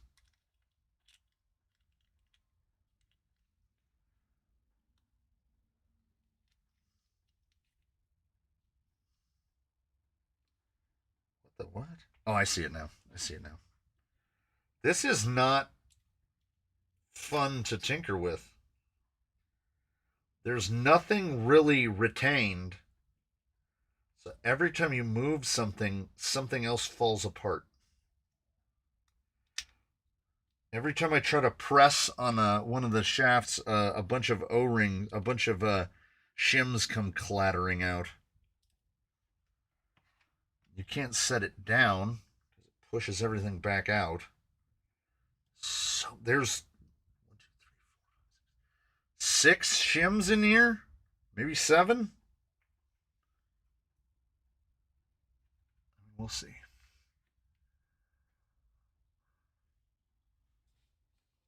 Henry N says, Mike, when you get your Kraton, I recommend not driving it into the pool on the first battery pack. Now, I don't know if Henry did that or if Mike has driven a vehicle into the pool. The good thing about the Arma is so many parts are interchangeable with other cars on the line. Yeah, in the middle. Oh, that's the second backwards one. Huh. I just checked fitment on some 3D printed pieces for my VS410, and oh man, I nailed it. Well, pat yourself on the back, man. I've never had an Arma, even though I thought about it was about 2 miles from my old house. I should have got one before Horizon bought them out. Yeah.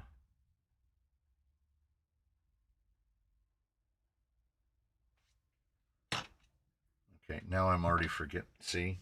Oh my god. So whoever said Panavice is right. I should have put this in a Panavice from the first moment. This is awful. I hate what I'm doing right now.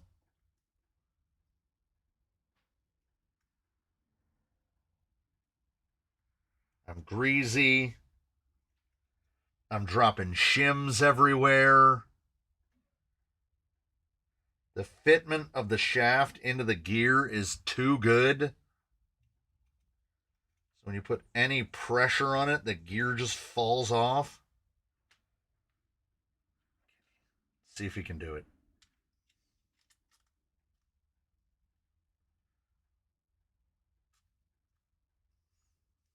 Okay.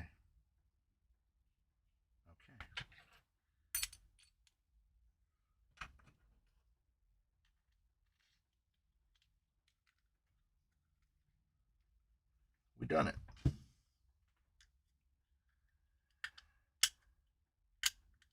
What's up, Mr. C? When are we crawling up the canyon? Whenever you want to come, man. Fridays, obviously, I'm somewhat busy.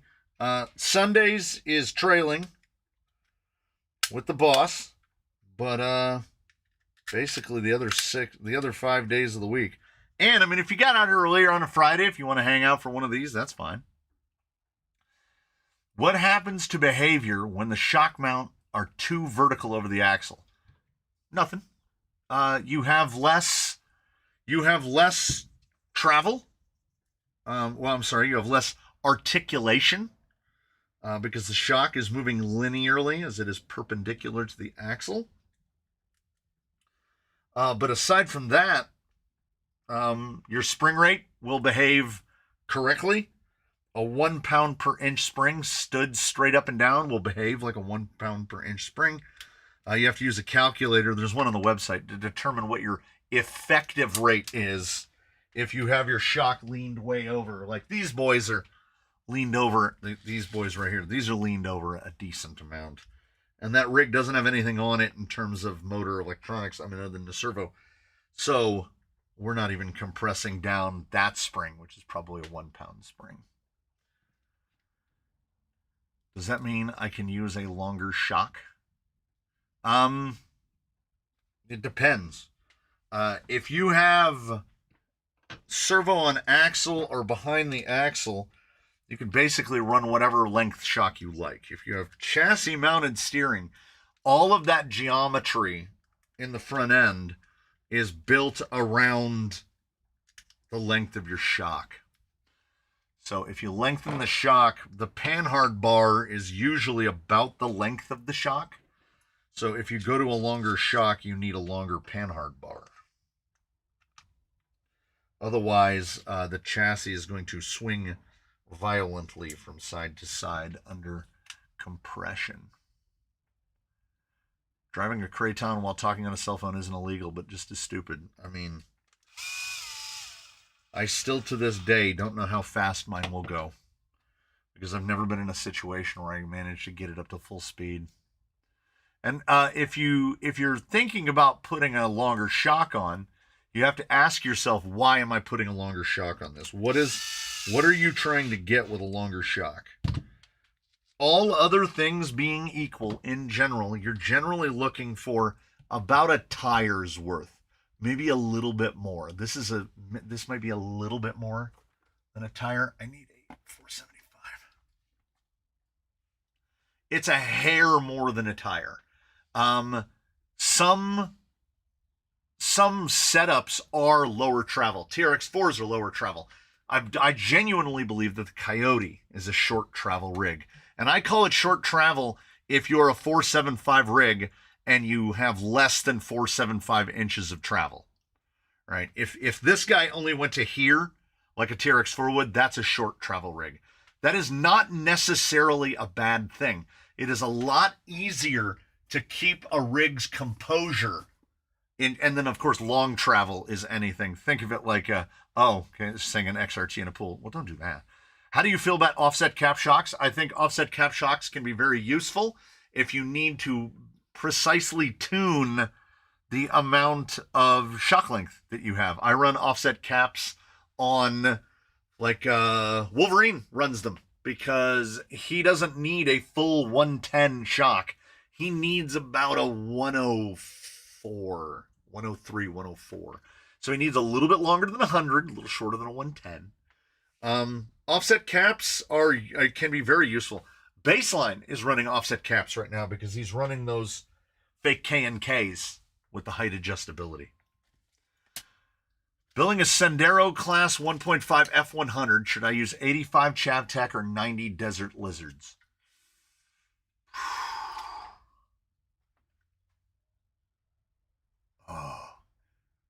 Do you have both, or are you buying one or the other? Because it being an element, I would say Chavs because of fitment. Because of the BTA, you will have less issues clearing the bottom of the shock at full lock with the behind the axle linkage. If you've flipped the linkage to the front of the axle, then you can run either. But I have a somewhat distinct memory of inverted desert lizards getting in the way of the BTA. I feel like I remember this. I don't know if I remember it vividly, but I feel like I remember it. I put too many bags away.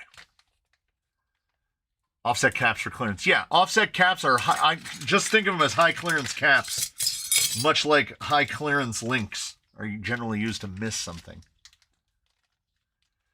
We use different insert firmness on front versus rear. Why don't we mix tire treads too? I mean, I've tried it. We still have a couple. There are a couple of rigs here that are running mixed tires, front and rear.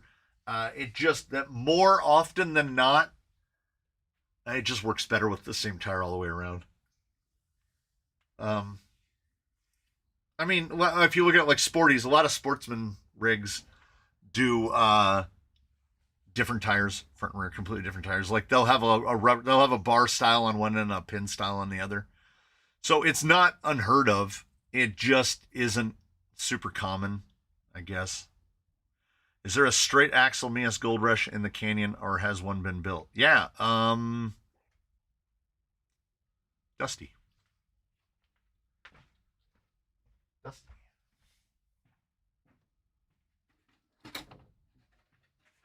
Dusty, the man of formerly Choose Your Own Adventure, Gold Rush, SSD Diamond Pros, Class 1.5 with the big travel. Now, he's not a full Gold Rush because he's got an Amazon dig box in the middle. So he's most of a Gold Rush, but he's all the geo of a Gold Rush. And I cobbled together a front end, which is something I'm not going to have to do on this one because we have all the front end stuff. Have you been trailing since the heavy rain event we had on Tuesday? It rained a little here, but not much.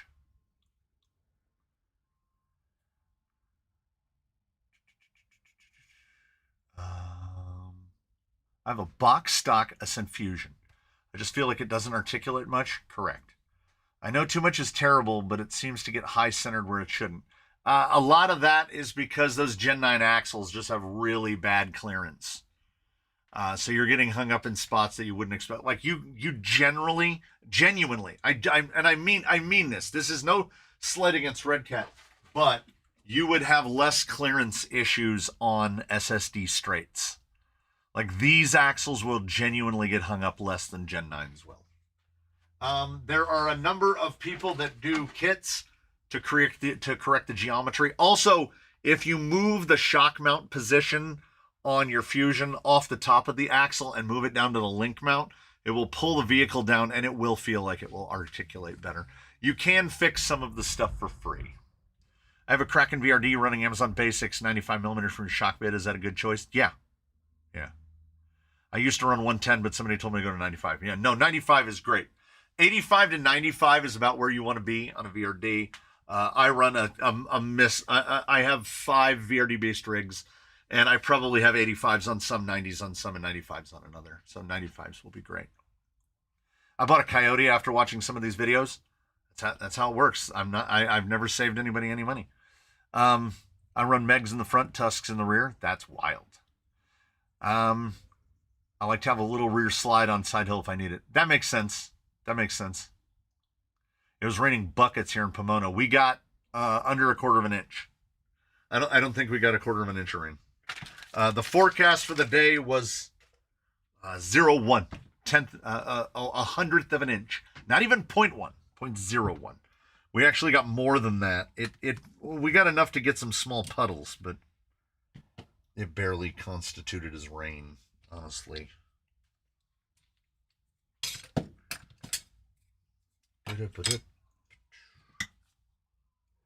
Big Mike is putting his wizard together. It's so good. It's so good. It really is good.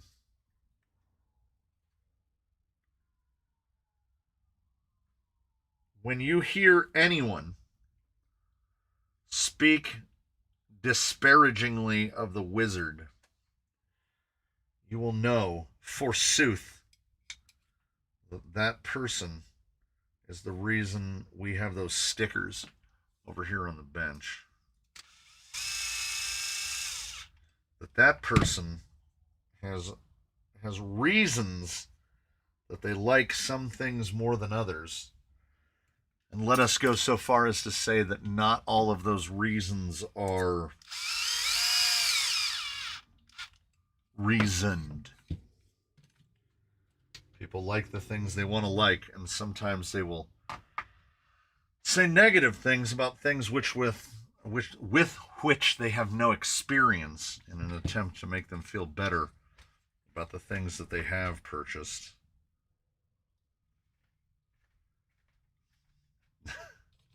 I wish I'm putting a camera up the same in this way, so when you come in here with your shenanigans, I'm going to show your shenanigans to the internet. But then you'd have to show yourself to the internet. No, it will look right past me at your shenanigans only. Lies. There's a ghost outside. What kind of ghost? I don't know. I didn't see it. It was a ghost. It just said boo. Wait, you heard a boo, but there was nothing there? I heard multiple boos. I missed a ghost. You can't see it. It's a ghost. That thing is... Aaron Schmidt just summed it up perfectly. That thing is awful because I don't have it. Yeah. That seems to be a reasonably common thread. He used to be in a vehicle, but he got removed. It kind of looks like you. Put some glasses on. Hush. No doxing. What's that mean? They have no... Well, he's far enough away they can't see it. They have no... Someone's hopped up on cough syrup. A little bit. Once I started watching this channel 2 months ago, I now have 3 gold rushes and 4 other flat rail rigs. It'll do it. That'll do it.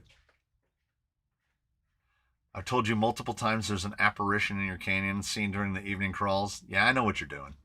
I'm not worried about it.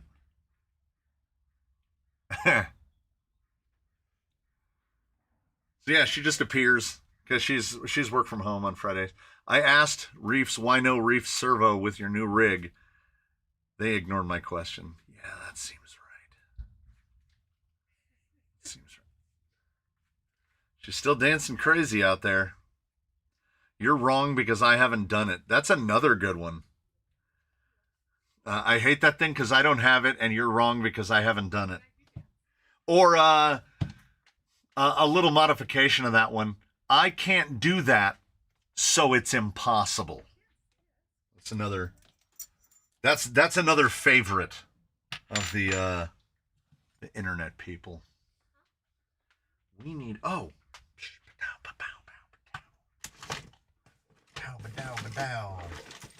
if we can struggle bus our way through,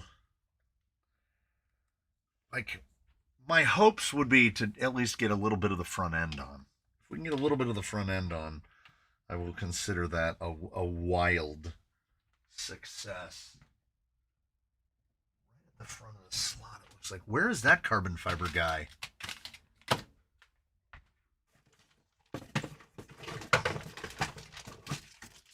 Yeah, I threw way too many things in there.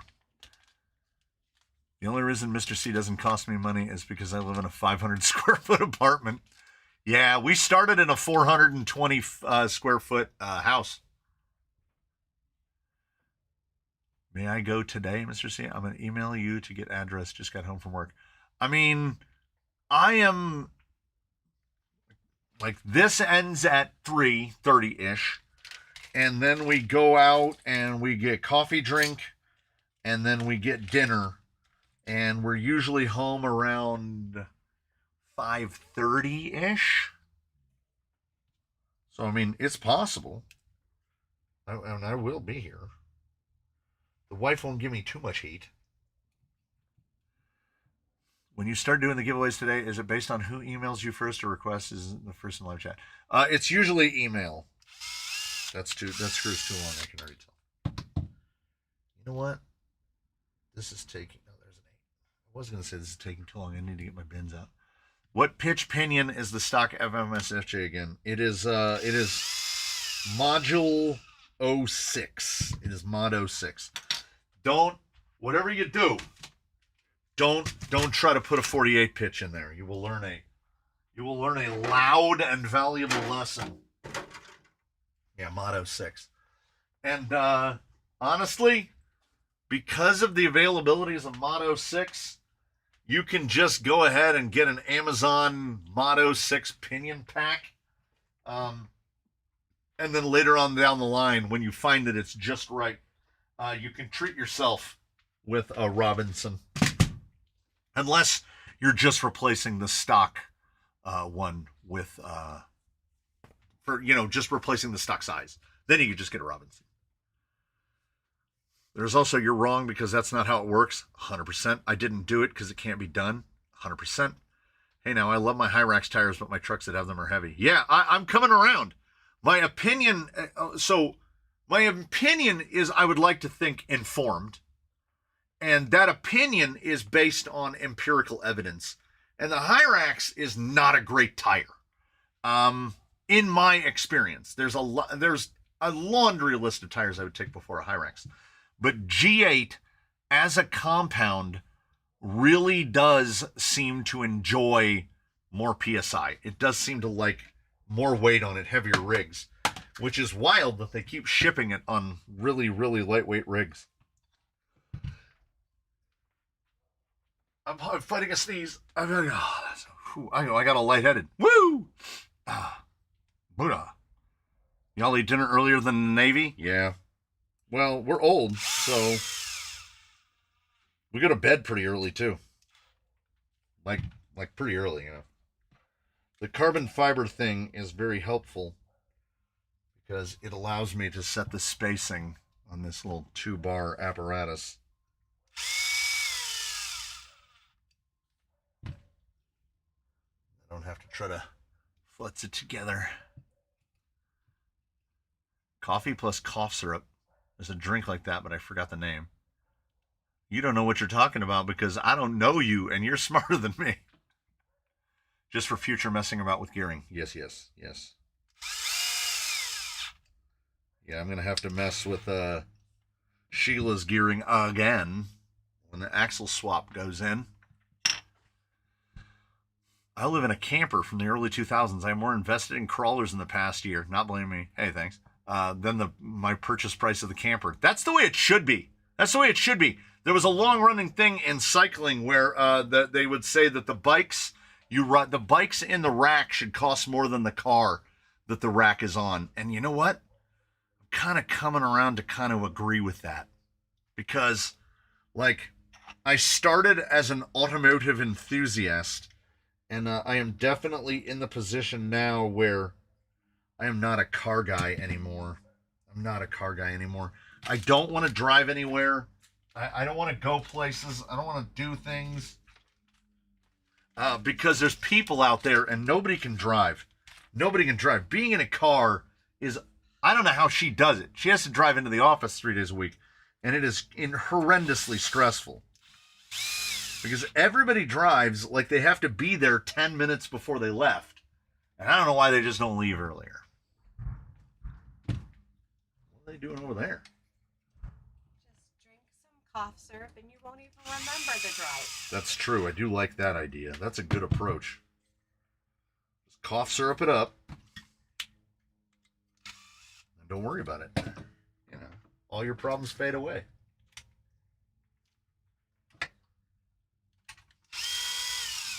The question that I'm running through my head is, how close do I genuinely think the front end geometry on the Mias is going to be to matching the geometry on an AR-45P?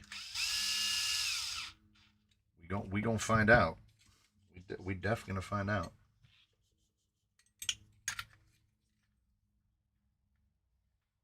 Oh, of course. Of course. Gotta.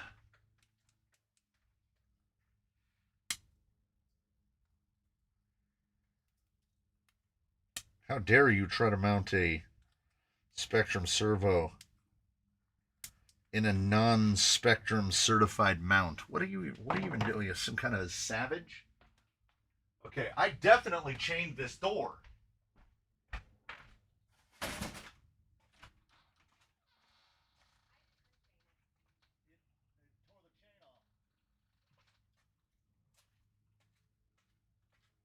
I did chain the door, and it tore the chain off.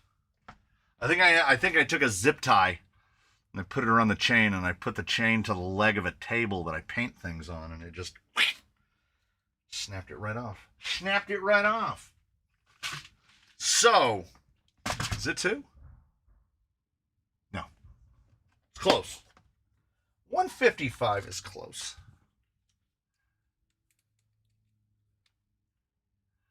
Mrs. C's shush on Wheel on Wednesday, and the mom voice was funny. Yeah, she is a shusher. She doesn't like being told information counter to her beliefs.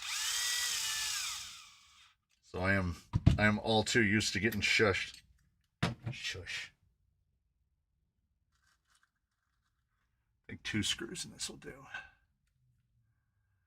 No. The big door at the front of the building is big, almost 4 feet wide. There's 2 of them because this was supposed to be a garage.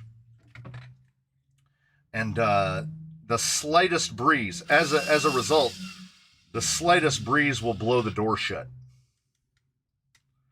It's actually getting hot in here. Well, it's 74, but I live on third base. This is the hot corner, so no air moves in or out of this corner because I built like a giant tire wall up here.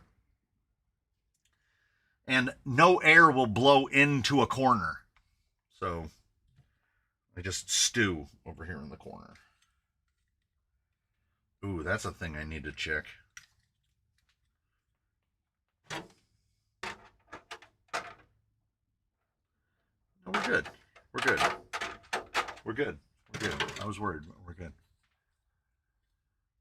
Yeah, using all the Buffalo. Well, CK Graphics said, what about all those electronics out of the Coyote? So all of the electronics from the Coyote are getting here, which means somebody is getting a full-blown RTR minus a battery, and then they can have the pleasure of disposing of the stock electronics. And to whomever gets it, I will tell them this. Be sure to sell this. When you put decent electronics, Spectrum sells the SR515 for $80, which is, I mean, I don't know. That's a crime, right? Does that qualify as a crime?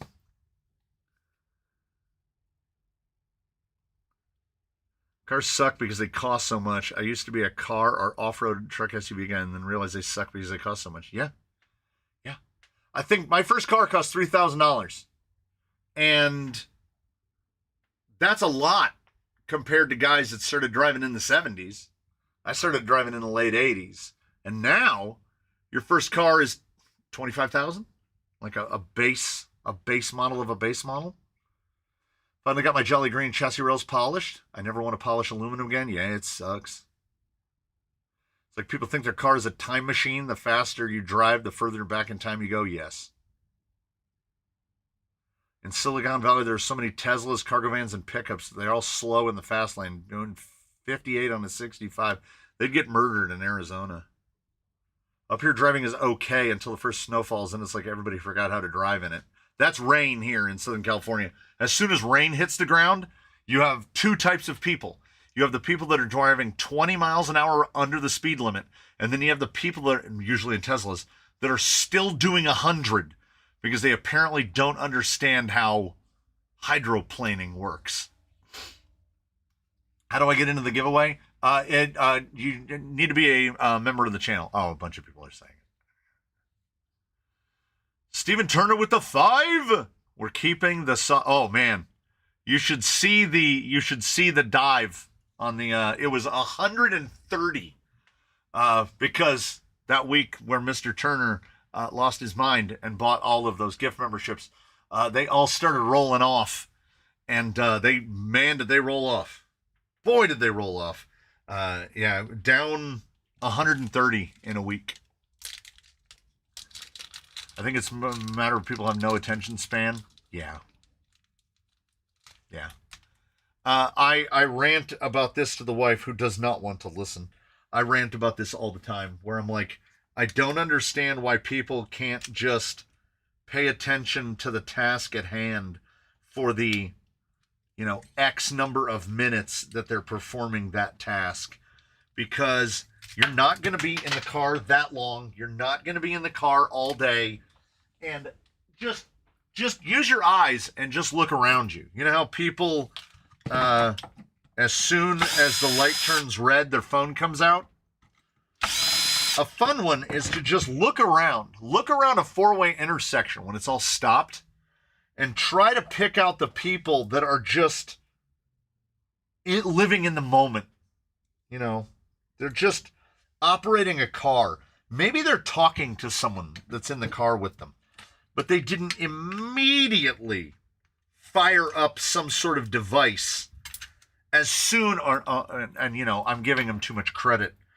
Most of those people never set the device down to begin with. They can just tune more of their attention to it now that they've stopped.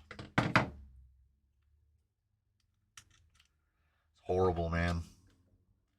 And I mean, one of the greatest stress relievers that I will ever receive in my life, aside from adopting the tiny toy car as a lifestyle, is that they built a Costco 3/4 of a mile from my house. So I have to drive a lot less of a distance to get to the Costco.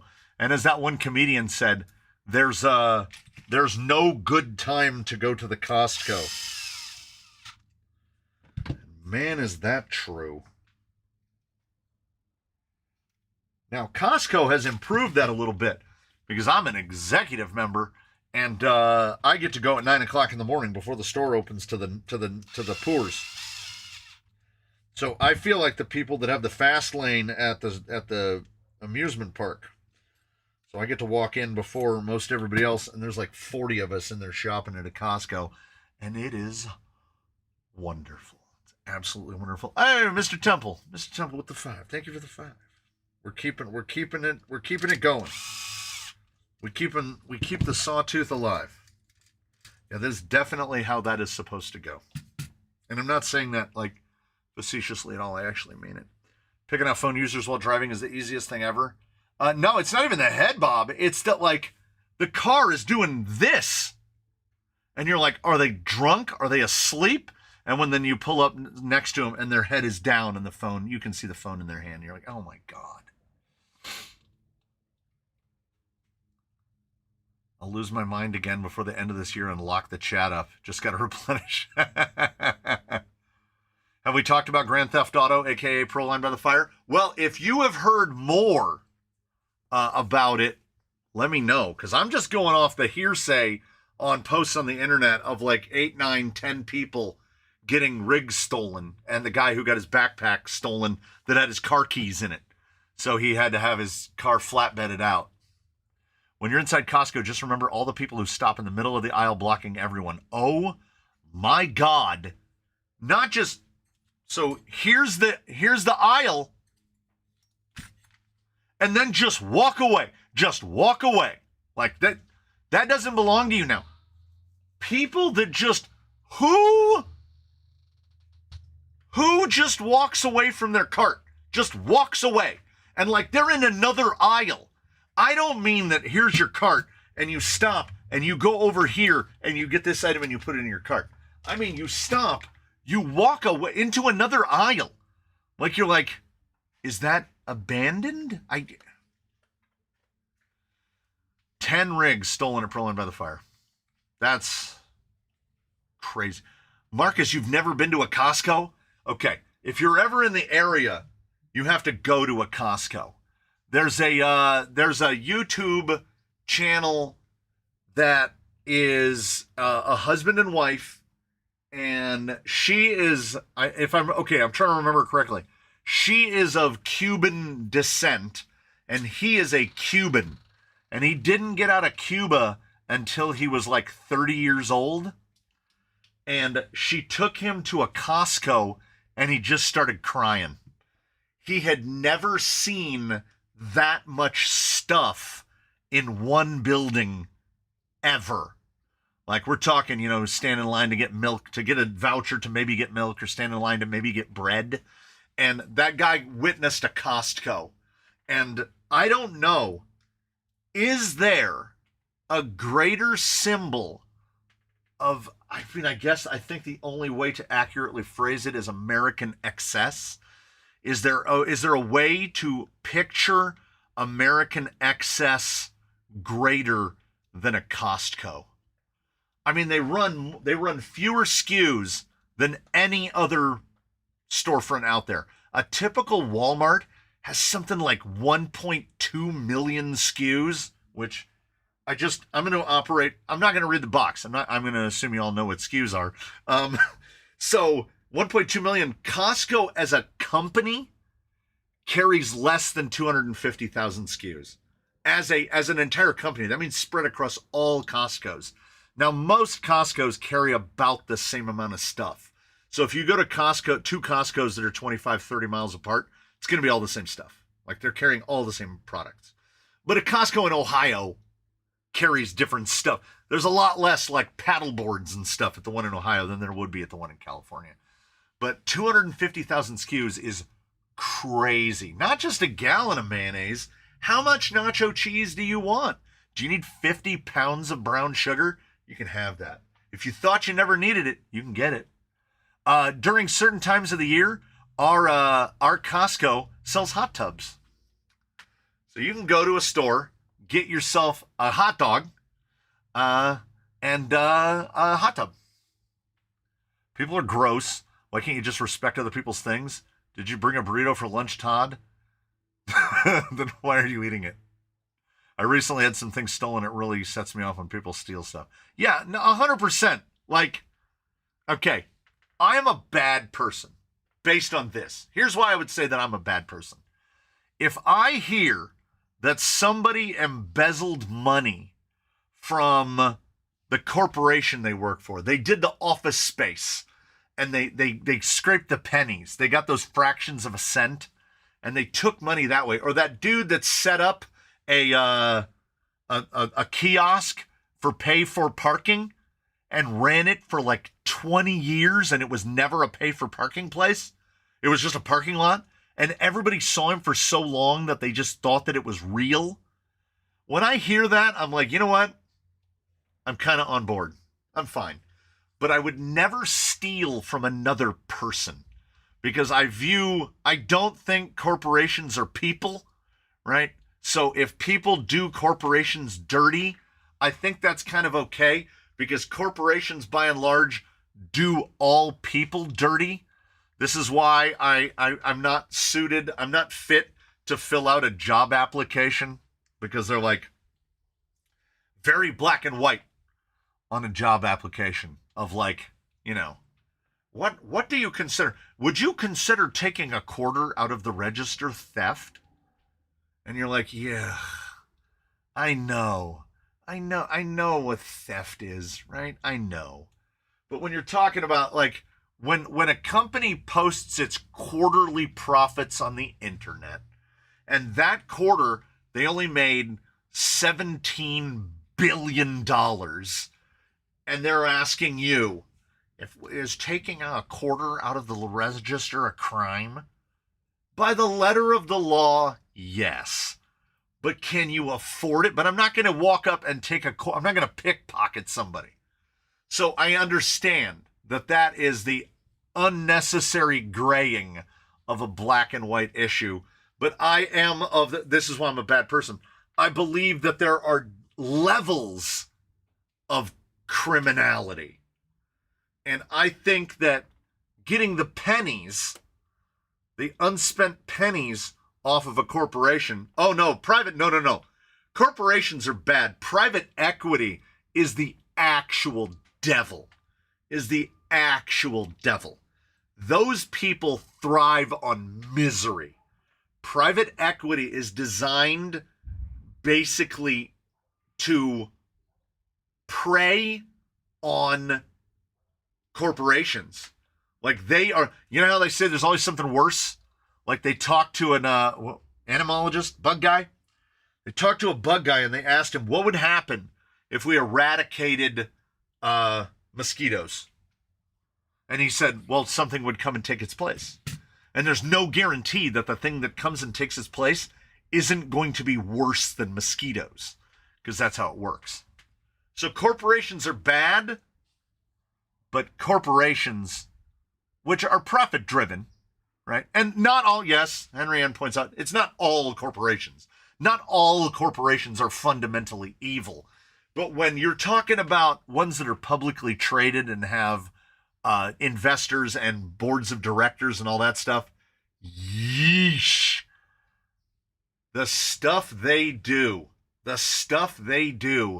in the names of the bottom line is eye-watering, because they operate on a very different level than we do. They don't operate in millions or hundreds of millions. They operate in billions. They think in billions of dollars, and we don't know what that's like. It's mostly likely that no one here is ever going to experience $1 billion. And corporations are billions of dollars on a day-to-day basis. The Walmart up the street from us, pre-COVID, I was talking to one of the guys, one of the managers up in the front when I was checking out, and it was busy. It was super busy. That store would do over $1 million per day in business at that Walmart. Just at that singular Walmart would move over $1 million in merchandise per day between Black Friday and Christmas Eve. $1 million a day. And I'm like, my God. Like, those are numbers I can't conceive of. And now he didn't say if that was sales, if that was net, if that what that is. And I have to imagine that a Costco does that probably every day. The average person walking out of a Costco spent, let's say, $400. I mean, here's the thing I like to do. I like to try to catch people on their phones and cars, and I like to look at how much people have in their cart when they walk out of the Costco. Our average trip to Costco, I would say, is $350. We buy the essentials. We buy our foods and stuff, and we do the thing, right? The people around me, we watched an older couple, me and the younger kid, we always go, we're shopping buddies, because I remember half the stuff, they remember half the stuff, and that's how we get it done. The person in front of us was a normal-looking cart. It was not overfilled. They spent $670. And it was like a cart, not a flat, not a bunch of stuff on it. They spent $670. Now, they did buy at least $130 worth of liquor. So, take that into account. There were people jumping fences at Proline, sneaking in, or too lazy to walk around. Yeah. I just put a Fusion 1800 in my Coyote using one hand. It took 2 hours and I only stripped one screw, but now my jaw hurts from clenching due to frustration. I regret my decision to do this. Yes, Costco and Sam's Club are basically the same thing. Only Costco is a thing and Sam's Club is a division of Walmart.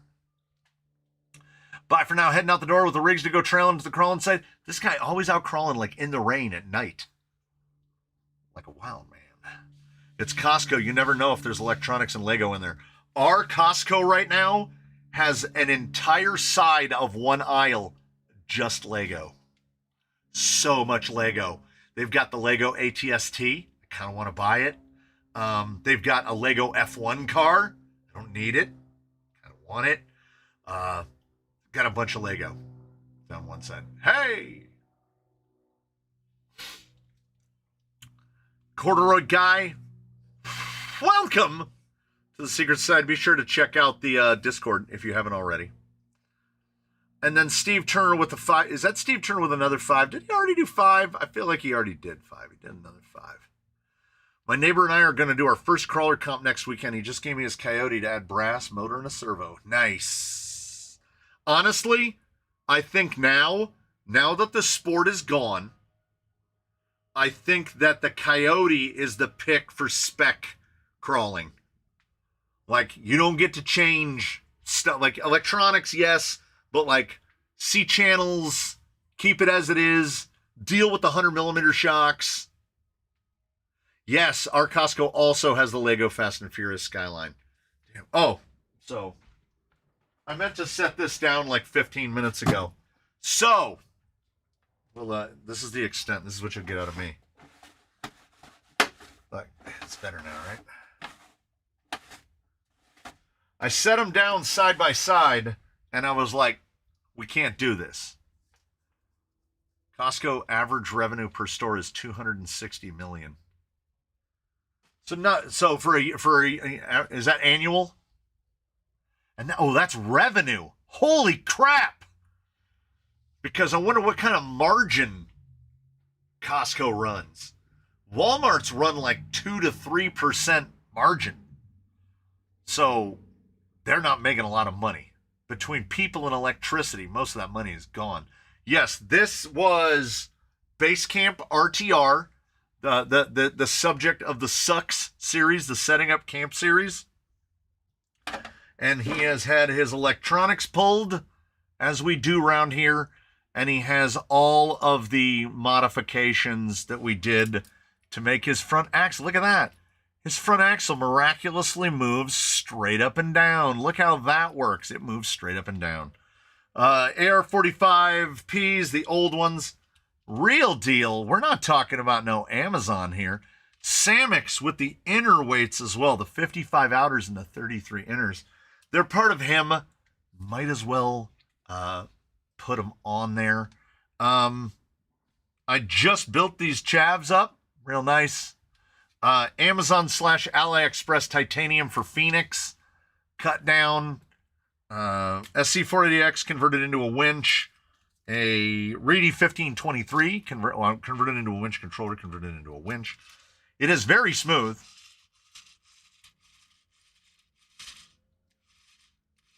Mr. Scurvy, don't forget about the gas.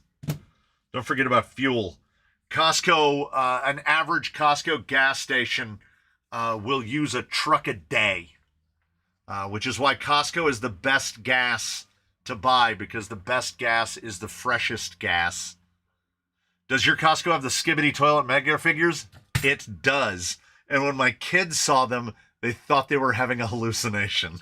They were like, is that what I think it is? Because they saw it from it was on the other side of the aisle. So they walked around and saw it, and they were like, I can't believe what I'm seeing. And yeah, Skibbity toilet mega figures. Proline F100. This is, I don't remember what the colors are. Blue. It's patinaed. It's on the outside. A little bit of overspray. Right there, a little bit of overspray. Receiver box, it's been gone through. I don't think it has any underdrive or overdrive in it. I can't remember. You'd have to go back and watch the video, find out. But I left all the parts to it that I thought should go with it because it was built so specifically as is. I even made that land anchor. I even made that hook, that rock hook. So you just need to put electronics, wheels, and tires on it, and it's ready to go. It's got that weird, what is the wheelbase on this weird thing? 308? Something like that? Yeah, 308. The old 308 wheelbase, which the Coyote is about the same. I've been subsisting on Costco rotisserie chicken since the government shutdown put my wife's job on hold. Oh, yeah.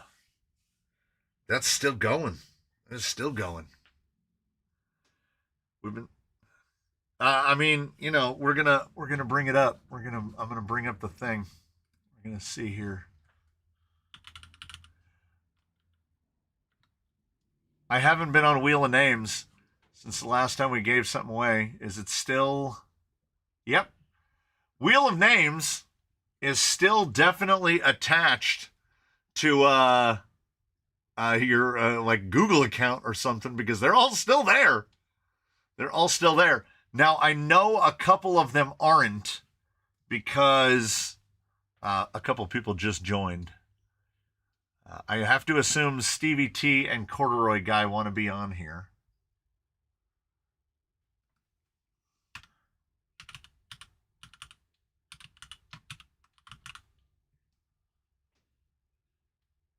And I'll just have it reset. And then we'll go through the problems brought about by a lazy person,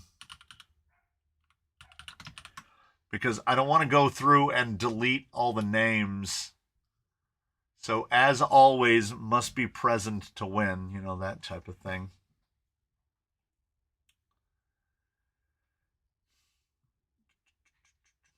Yeah, Vegas Steve is definitely in here.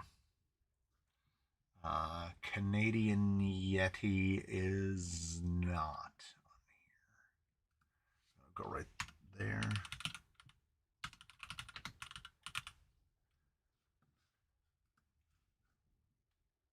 Doesn't Discord have a spinning wheel app? I don't know. They might. JDA79 is definitely on there. Is this one where those previous winners are not eligible? Yes. Yes. Saw an update on the guy whose bag got stolen. Just got the car back today. Since his ID was stolen, he couldn't get a new key made without ID. $1,800 for tow and key. That is genuinely upsetting.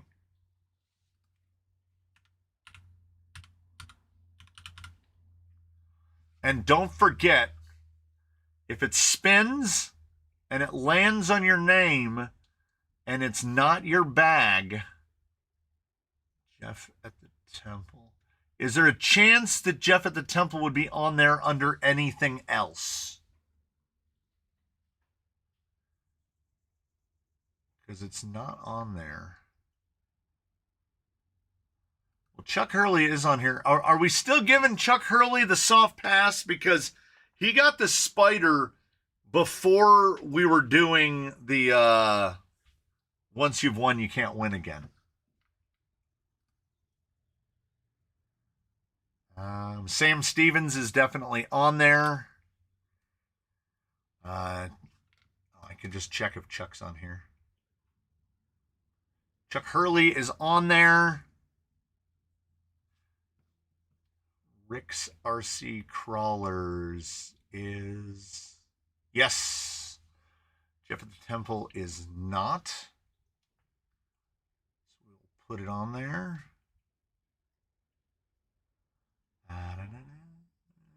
We're right before Jerry the Raccoon.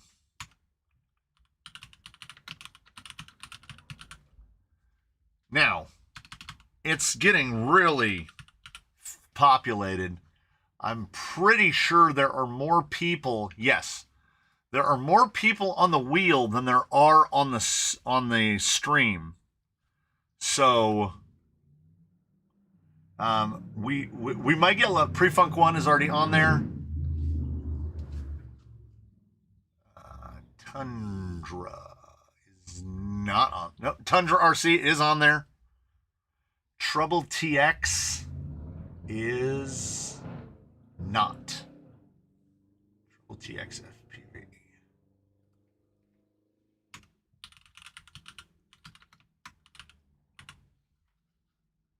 Misspelled it.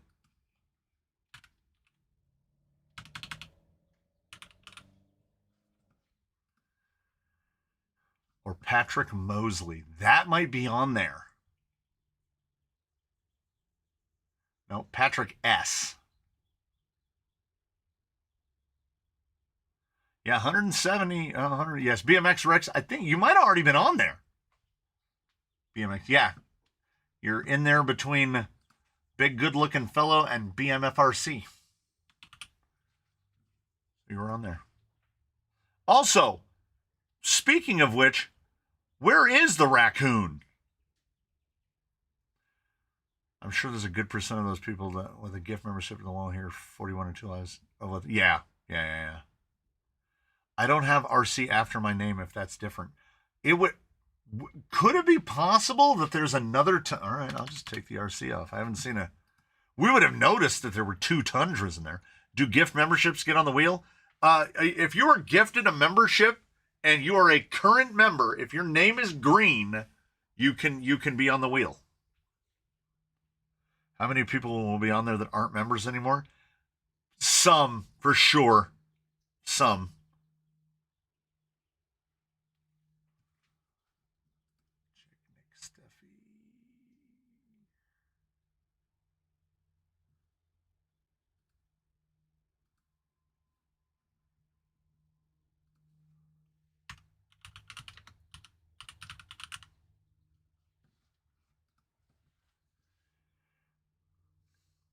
Maybe animal control got him.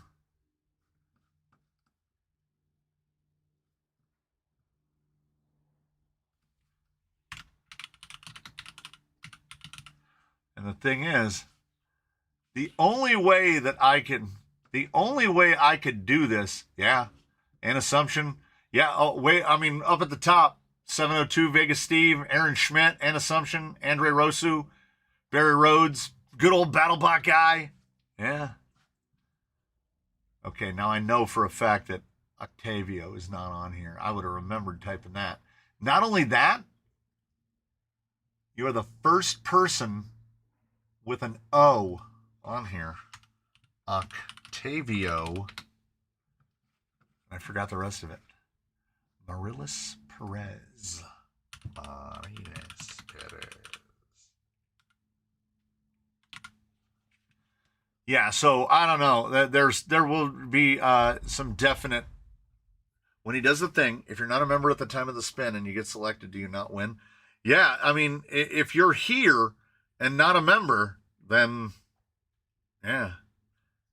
Now, see what they're pointing out is there might be some people that are still on this wheel that are not members anymore, because I would have to download and print out my member list and then go across the wheel and check it.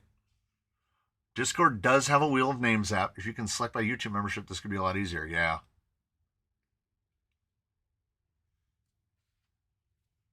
Hugo is a member. He bought a membership right at the beginning of the stream. He said he's spending his L'Oreal money on things that are irresponsible. So yeah, there's 150 some people on there, and there's a good chance some of them aren't members, or aren't here, because I don't think we have a perfect overlap between the 150 on there and the 150 on here. Manually updating this sounds like a nightmare. 100%. Yeah, you can be on the wheel and not be a member because, you know, when's the last time we spun it? How long has it been since we spun it? I have no recollection. You can see it when you check they're here, see if they're still a member or not. Yeah, 100%, yeah. If it lands on somebody's name and then they say, I'm here, and their name is Gray, then we do it again. And, as always, don't forget, nothing in life is free. So you do have to pony up shipping for it. Like, I'm only giving away X number of dollars for asking just to be a channel member.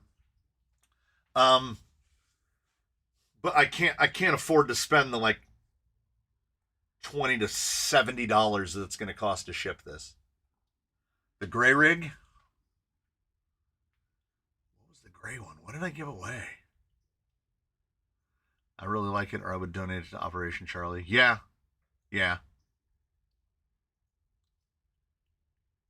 Updating sounds like you have a guy for that. I kind of have a guy for that. Yeah. If memory serves me, Auto Commuter is right. Last time it got spun, it was the mullet. Was it the pink mullet? Was that the last one? That went to Stricken Hobbies? Is that right? I don't remember. It's It's been a definite minute. I think it is. Sounds right. Yeah, Stevie T, you're definitely on the wheel between Sputtercrawler and Stunod, yes. Andre Rosu is back just in time for the wheel. I guess 2:30, which is in like 8 seconds. Was it? Oh, it was Xerox. Yes. Or was it Raucous? I can't remember. I can't remember which one was last. Did Hugo update the tire list for the trailing? I don't know if he even saw that another YouTuber's gonna win. All right. Have a gander at this. That is yeah, see, it says use our Discord bot. That is a lot. 153, and there's 143. So we might have to do this more than once. You never know. And what we do, Xerox, because Raucous was last in March. Wow. All the way back in March. Wow. All right. We are going to do the thing where we go. I don't know.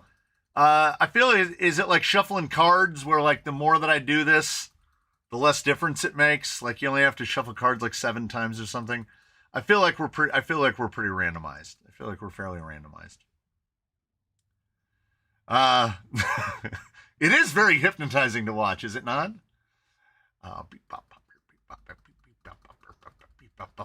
Okay. All right, we're gonna do the thing.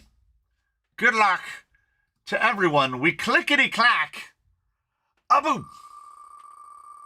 Let's see what we get. It's gonna come up Miata Commuter, and Miata Commuter is gonna go, I don't want it. Okay, I haven't seen him here today, so we'll give it. What's the timer? What's the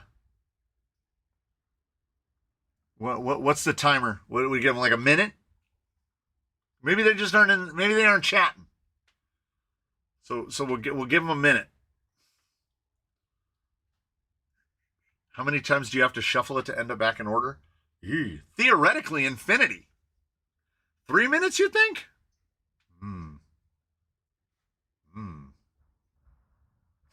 30 seconds. 10 seconds. He's not here.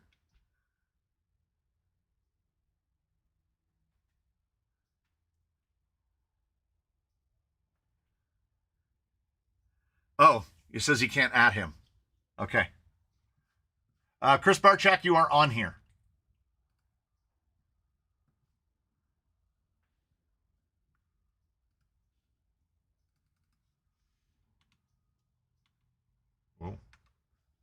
Well, actually, I'll double check. Yeah, I added you. I'm over here. Bam. I mean, generally, we only have to do this like 5 to... Oh, does it make noise?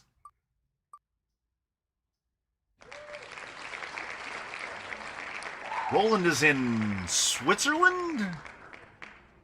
I don't know if Roland is here.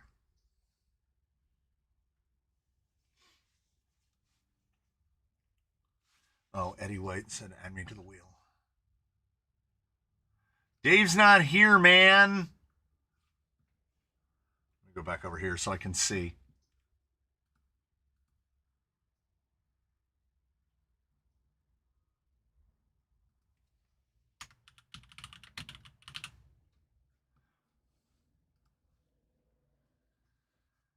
All right. Yeah, if you can't add them, we just do it again. If there's an easier way, we'll find it. Oh! Tell me something. Tell me something. Is he still here? Is he still here? Is he still here? Because I know that name. Now, he might not be able to afford me to send this thing. Because, let's be honest, shipping that to New Zealand might be $100. It might be $100. Oh, he's gray now? He is gray. You're absolutely right. You're absolutely right. So we got to sort it again. We have to go to there. Then we 1, 2, 3, 4, 5, 6, 7, 8, 9, 10. I forgot. Yeah, when he came in, his name is Gray. His name is Gray.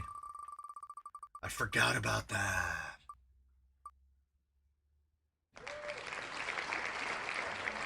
Well, so what I'm doing is I'm clicking remove. Because if it comes up, so just as soon as you guys see it, tell me if you can't add him, and then we just keep going.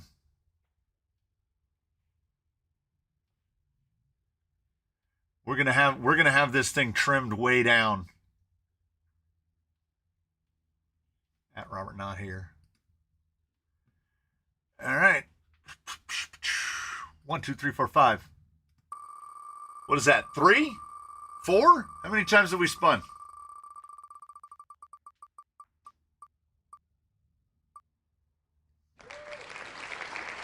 It's just non-stop people that I haven't seen today.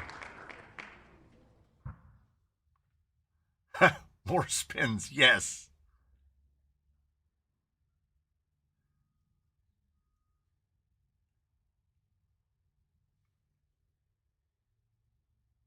Yeah, Eddie White, you're on there. Robert says he's here? Where?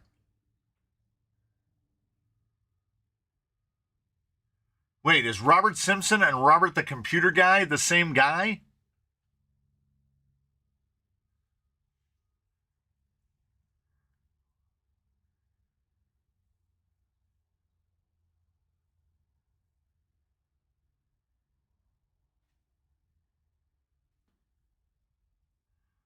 So Robert the computer guy, wait, let me go over here so I can move my hands. Robert the computer guy is Robert Simpson.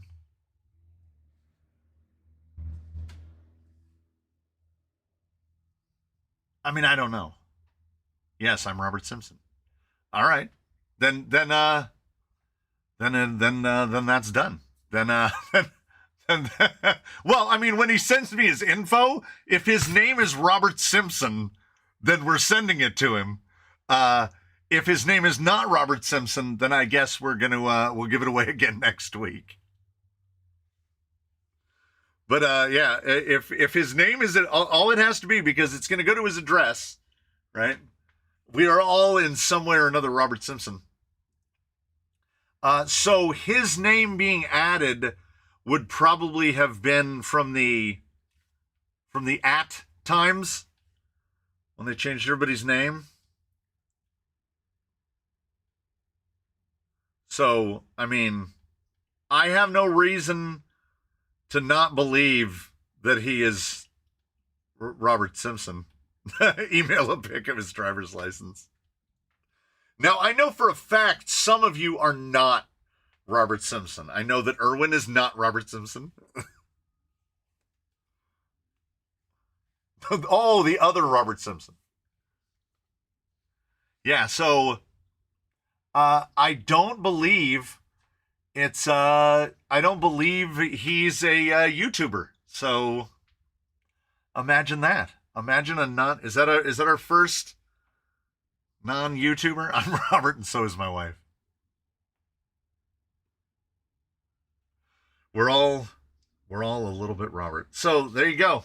So headed to somewhere. I don't know. I'll get an email today, I'm assuming. Well, I got a lot. Yeah.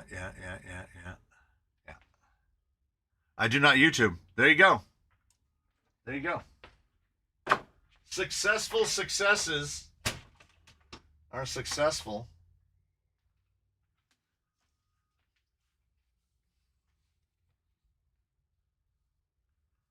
Vincent, not on the list. I can look.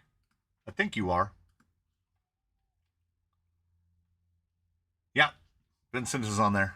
You're still on there.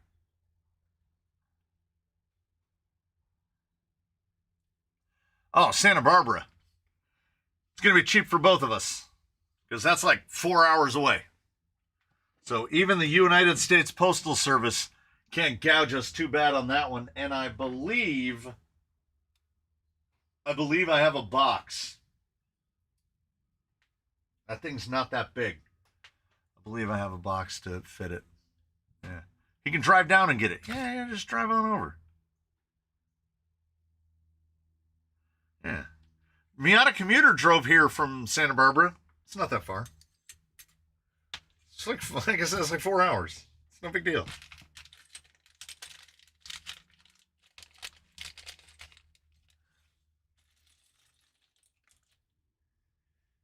Like I said, I don't have any reason not to believe him. I think he seems legit to me.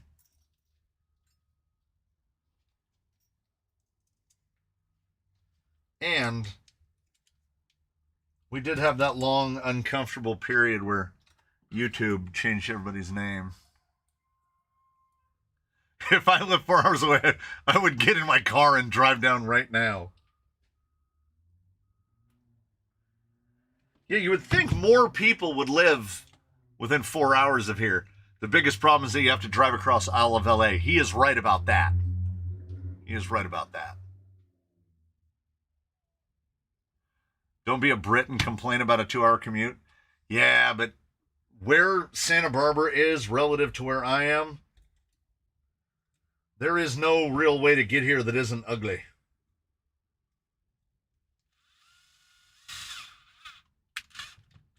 Got to leave pretty early.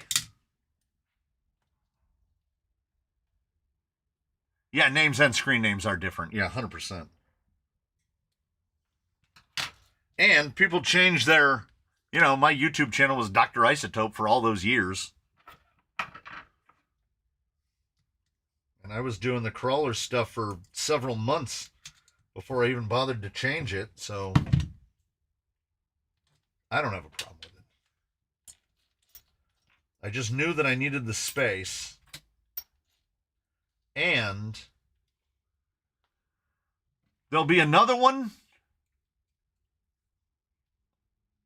Oh, my name is Eddie Matthews. My channel is Keystone Crawlers. My name here is Eddie White. It's a nickname. Yeah, see? Wake up to me sleeping on the sidewalk. You can sleep right out on the course if you want. You can head right out there. We'll set up a tent for you and everything. I've got a big old tent, which I loathe sleeping in because okay, that's gone forever. Got a little too much forceps on it. For the record, so everyone knows my real name is Eddie Matthews. Well, now we all know. Yeah, 210 all the way in. Which is a intensely variable experience. It can be wonderful or loathsome. Coming back from Magic Mountain, 210, almost all the way. Oh, it's so boring. I live in Louisiana. I can tell you it's worth the drive to the canyon. Can't wait to plan another trip over. Yeah, it does say Dr. Isotope on the table under that mat, right about there, because it's under the poly. The bench definitely predates YouTube shenanigans. I had no plans of YouTubing. As I have pointed out enough times now, the YouTube is the wife's fault. Because she made the she elicited the she threw down the command of this thing needs to pay for itself. For anyone not in the USA, I live in the top left USA. The canyon is the bottom left. And I would have to drive 22 hours to get here. 26-hour drive for Marcus Tibbetts.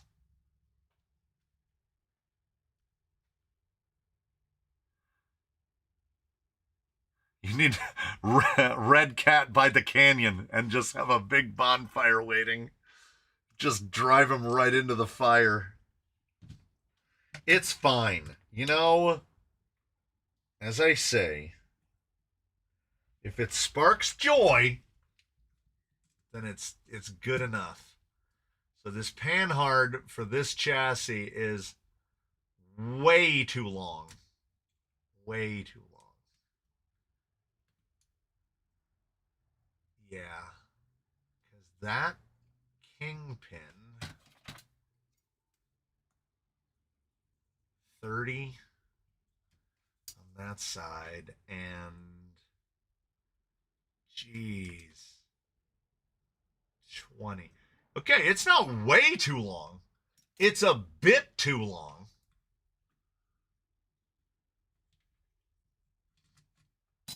That is 95. Draglink 95. Good on you. Good on you. And I'm seeing a problem, a potential problem. The potential problem being the panhard mount on this chassis and the fact that this is so far over. I don't know if we will indeed be able to get an AR-45 on here. I'm fine with that because he bought the whole deal with the axles. So if I can find them. Methinks it needs to be centered in the front. I think it needs to be centered in the front. I think it's too far offset. It's really in the way. 39 hours from the Miata Commuter. Dang. Casey Dorn, 43 hours. Well, now, Robert, you can't say that you never win anything because now you won something. The Red Cat 1.6 crawler looks kind of silly. I think the dimensions and the proportions on the Yikong look a lot better with the much bigger body.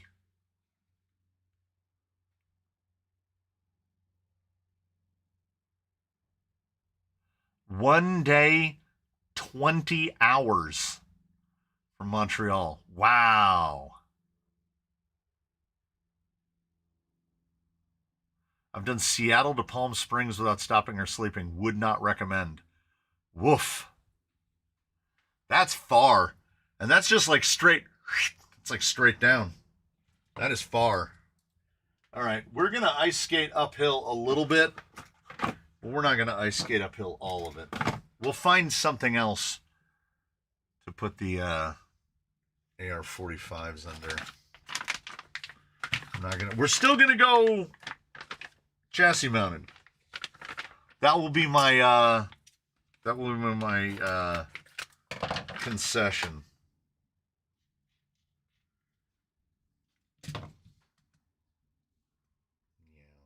Yeah. It was not gonna go. RC Zilla 47 hours. Aren't you in Washington? 47 hours is crazy work.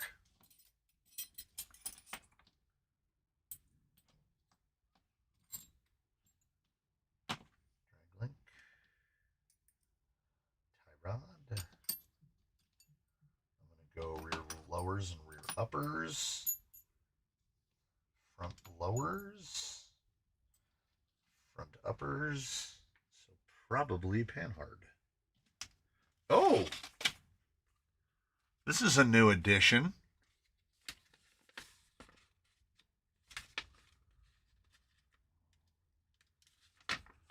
feel like they didn't used to do this. Front upper. What is that? What is that measurement? Like, where are we measuring? Is it like a line? Is there a line on the rod end? What are we doing? Like, why is it not eye to eye? The length is end-to-end length without the nylon heads attached. Oh! Okay. Without the nylon heads attached, they say. Now, generally,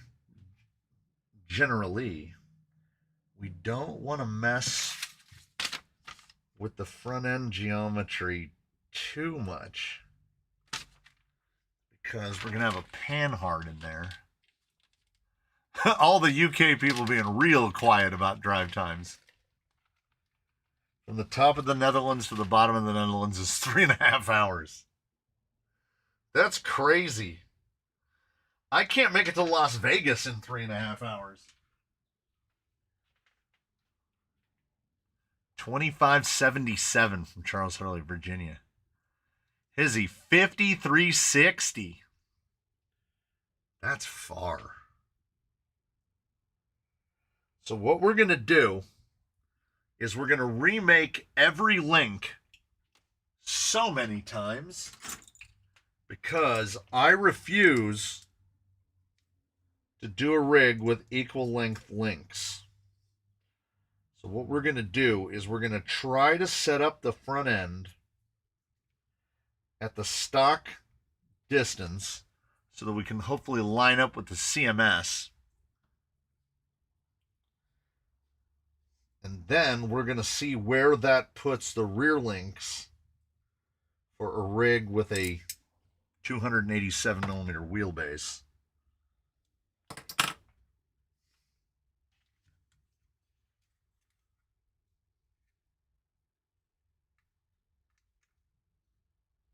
Yeah, it's all coming back to me now.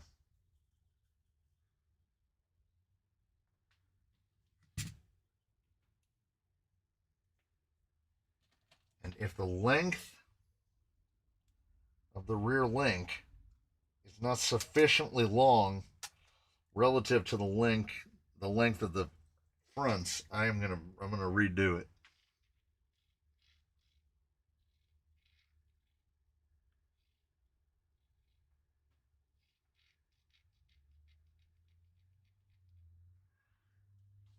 Yeah, he's over in Pomona, which is not too far.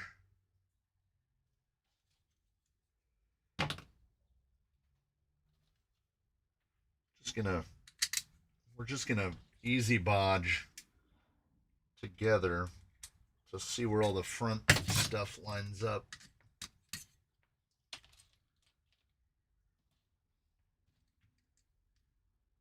Because I feel like I have enough time.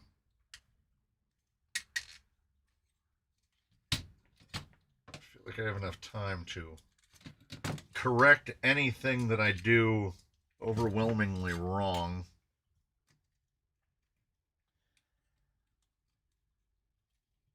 I could have slapped the motor in that mount to make sure the link is going to clear it. Look at this piece of crap. Yeah. That'll fit. It'll clear. It'll clear. No worries. 4,500 kilometers, 42 hours. Swapping out tires on my TRX6 and on number 5, I forgot the centering. Yeah, I've done it. Did a vacation to the U.S. It's amazing, but really big. There's a new Mapmen video today where they talk about the Netherlands. It's all about the Netherlands. And the word that I already forgot for what they call it, where polders? Is it polders? Where they quote unquote reclaim the land. I didn't. TIL. Today I learned that windmills were there to drive Archimedes screws to pump the water out to reclaim land and make farmland. I did not know that.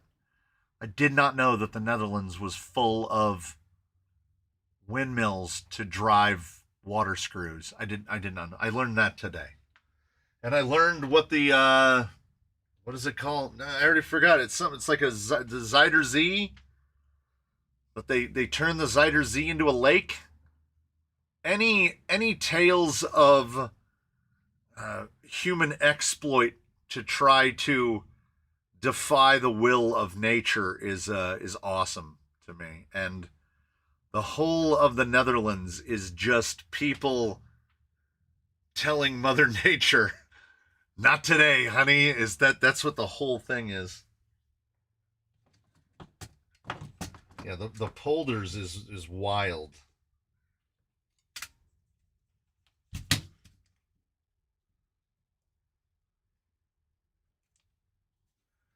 Robert, let me tell you something. I had heard, you hear stories about this on the internet, and then it happened to a buddy of mine where somebody came over to visit, and he lives walking distance from Disneyland. And they said, the people that got here said, I want to see this and this and this and this. And the things that they also wanted to see, where they were like, oh, I also want to see San Francisco, and I want to see this, and I want to see that. And he was like, it's 9 hours away in a car to go to that. You're not going to that. If you come to America, unless you have a month reserved, you need to go in this little area around whatever airport you landed at. And then if you want to see more stuff, you can come back later, because it's really far. Oh yeah, I'm not going to try to pronounce. Okay, look, you're putting Dutch stuff up there. I'm not going to try to say any of that. They pronounced it, I'm assumingly correctly, in the Matt Men video. I love Matt Men. I highly recommend, when this is done, okay, you're close. We're in about the 30-minute area. When this is done, go and watch today's Map Men video about that project to build the word that the Billies said. They do, without question, the best ad reads on any social media platform on earth. It's unbelievable. Like, you will watch it just to see the ad reads. They're that good. And nobody likes to do ad reads, but they have truly made an art form out of it. And Jay Foreman is Beardy Man's brother. If you know anything about sampling and live looping, you know who Beardy Man is. I never put one and one together and realized that they were brothers until I saw like a random Google image. Have you seen the new? Yeah. RC Family. There were a number of people that had them out at Proline by the Fire. It is basically, think the size of like a craton. Yeah, Beardy Man is definitely still performing. Yeah, it's enormous. The vertex is enormous. It's really, really big, as it should be, because it's basically the same footprint as an SCX6. People come to the USA and think land in New York, Florida for brunch, LA for lunch, and then back to New York to catch the red-eye home. Yeah. People really don't have a grasp of just how big it is and how far away everything is. And people who have never been to California really never notice that in California, if you drive in either direction, like if you're going to go north or if you're going to go east, even if you start from here, which is 70 miles inland, once you get a little further past us, once you get past Palm Springs, there's nothing. There's just nothing for Hours. And then you get to Arizona, and then there's nothing. And then you get to inexplicable cities in the middle of the desert, and then nothing again. And you drive through all of New Mexico, more nothing. Texas. Texas has to be the most nothing of any of them. Let's see, this is where I start. This is where I have beef. I wanted to put this in the lowest, furthest back hole so I can try to cheat the axle, but we need to go one step lighter, I think. I wanted to cheat this one hole back so we could try to pull the axle back just a little bit, right? That hole won't clear the slider. The slider won't line up with the holes. So this isn't, I'm not calling Mias out directly. I'm calling Mias out a little. But there are a lot of manufacturers out there that put a lot of holes in the chassis, and then you can't access any of them. They block them off. So you can't go to the top one, because if you go to the top mount hole up here, then a 540 motor is going to hit it.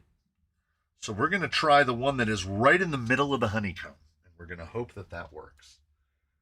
And this is how Link Olympics start, middle, and finish. I'd rather an SCX6 than the new Vertex, especially when they go on sale from Horizon all the time. I've forgotten, but how long was the train journey from coast to coast in the States? I know that when we rode the train, we took the Plains Flyer, or whatever they call it, where we went from LA to Chicago. And that was like 5 days. Boy, they are only the finest quality lock nuts. That stripped out almost instantaneously. Yeah, I put some torque on it, but that's fine. Just found an old X-Acto wooden box for X-Acto knives at work today. It was destined for death. I saved it in the process of restoring it. Fresh coat of stain. Oh, X-Acto wooden box. We need a 1/6 caged buggy. People have done it. I know somebody makes a cage to turn an SCX6 into a buggy, but it is a level of investment that would definitely classify as a commitment. You have to really want that. You got to be like, this is the thing that I absolutely want. I'm willing to sacrifice most everything for it.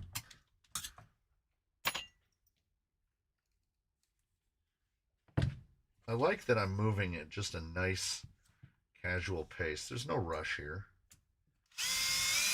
I started this right on time.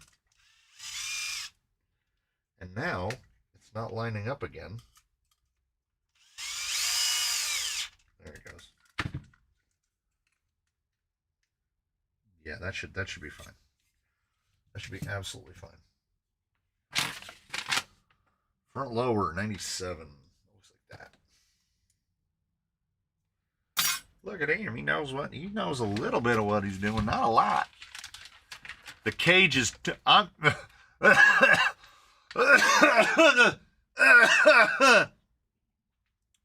cage is 2250.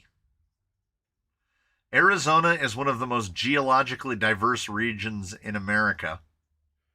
And I remember very vividly an Instagram reel from a couple weeks ago where the guy said, one of the things I learned about Arizona that I didn't know before I moved here is how much dirt it is. Everywhere you look, it's dirt. There's just dirt. And then if you look the other way, there's dirt. And if you look the other way, there's even more dirt. And Arizona is... Northern, don't get me wrong. Northern Arizona is great. I'm a desert guy, but I'm a fake desert guy, I guess. We're still coastal enough. If you're 70 miles away from the ocean, yes, sometimes it's 116. But it's not Arizona desert. It's not Arizona desert. Arizona desert is real desert. What There is a lot of dirt, but there's a lot more too. That should be on the Come Visit Arizona website. There's a lot of dirt, but there's a lot more too. See, the first link is easy. And then when you do the second one, you have to pay attention and still get it wrong. I've never put on front links and gotten it right on the first try. I'm not expecting today to be that day either.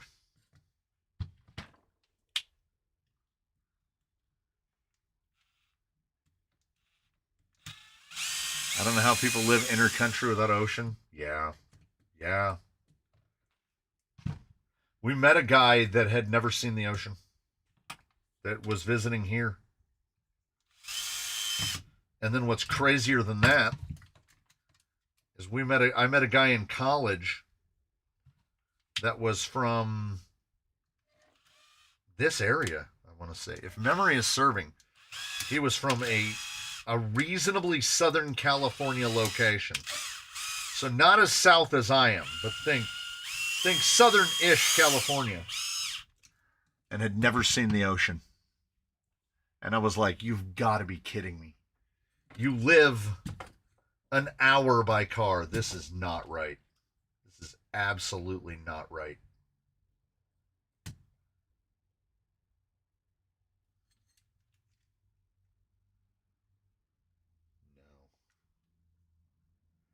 No. Oh.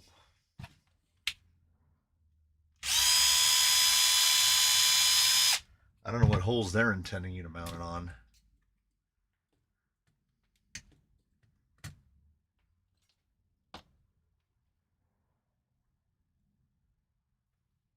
Just going to keep plugging away. Would consider living in Japan or New Zealand because you have the mountains and ocean and lakes all close by. Yeah.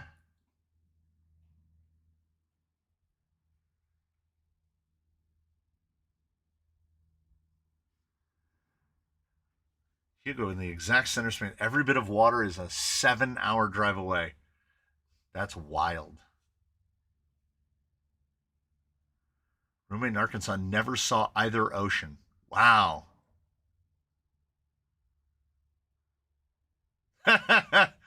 First thing my buddy said when he saw the Pacific for the first time at 30-something years old, holy F, that's big. Yeah, it really goes on. It really goes on and on. I remember the first thing I said when I witnessed the Atlantic Ocean.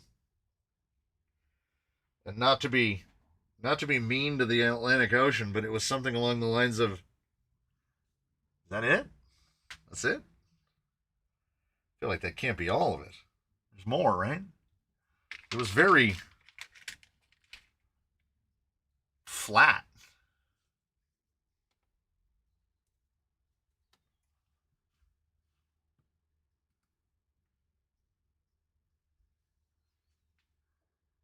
I don't know why Chuck Hurley deleted that comment. I worked with someone in Hawaii that had never even been to the other side of Oahu, and they were 19. I mean, barring some unforeseeable thing, I will have been born, lived, and will die in the same valley, never having spread my wings and flown to live somewhere else. And I'm absolutely fine with that. I've been some places.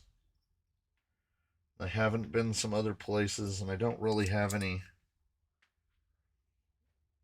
I don't have a real kind of FOMO about it. Like I don't think I've missed out, honestly. Are there places I would still like to see? I mean, sure, but I should have thought of that years ago before travel became such a pain in the ass. That's almost like poetry, Charles. I flew over the Atlantic Ocean. It looked like someone took a piece of blue paper, wadded it up, and then tried flattening it back. That is genuinely like poetry.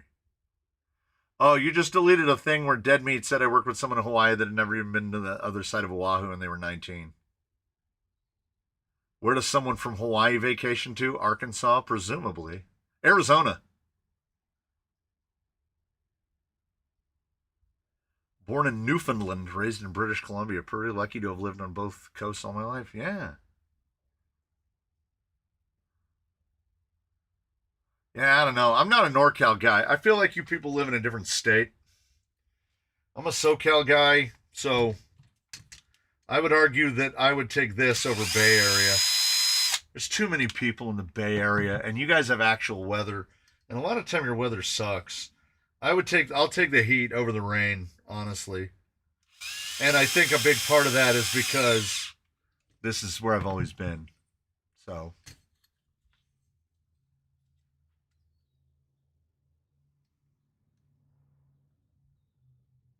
yeah, that front upper needs to be significantly longer. And looking at it now, yeah, none of these link lengths that they've specified are, I mean, they're close. I guess we'd be right about there. That's a tremendous amount of caster. That's an otherworldly amount of caster. But that front upper has got to be high clearance, and it has got to be, because of this chassis, because of their little picture. This is what happens when you try to follow their instructions. Look at this, right? Like, what is this? What are we mounted to there? What is that? Because this front upper needs to be 12, 15 millimeters longer than the one that's on here now, I think. I pull that all the way over. Yeah, the pinion's aiming at the ground. Yeah, probably 10 millimeters longer. That's fine. The panhard, though, looks like we can actually maybe... Yeah, at that angle right there, we can maybe make this work. Yeah, okay. That's a phenomenal amount of caster. Like, geez, 25 degrees? Should have some steering angle on this thing. I didn't get to the Grand Canyon until I was 35. That's almost crazier than the people who haven't seen the ocean. I was friends with a guy from Hawaii. He moved to Virginia. I asked him how long it took him to lose his mind. Yeah.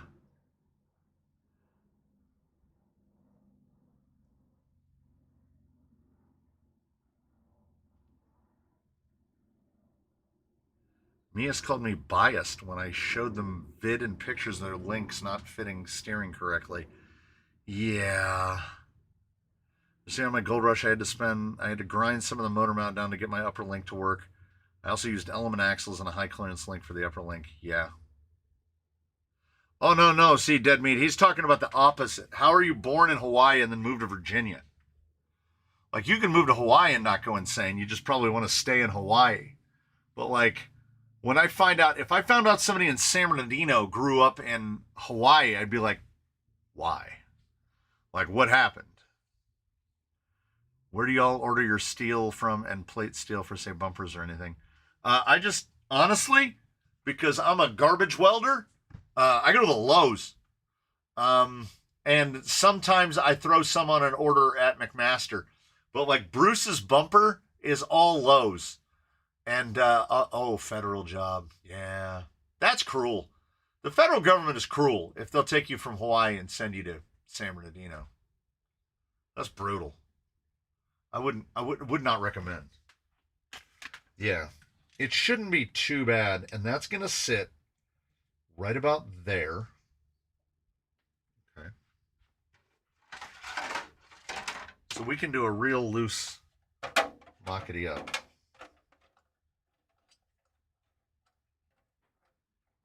That's right there.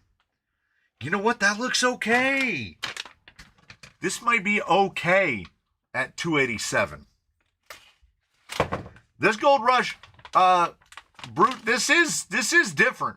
Like, ooh, Definitely greased up in there. Oh, it's greasy.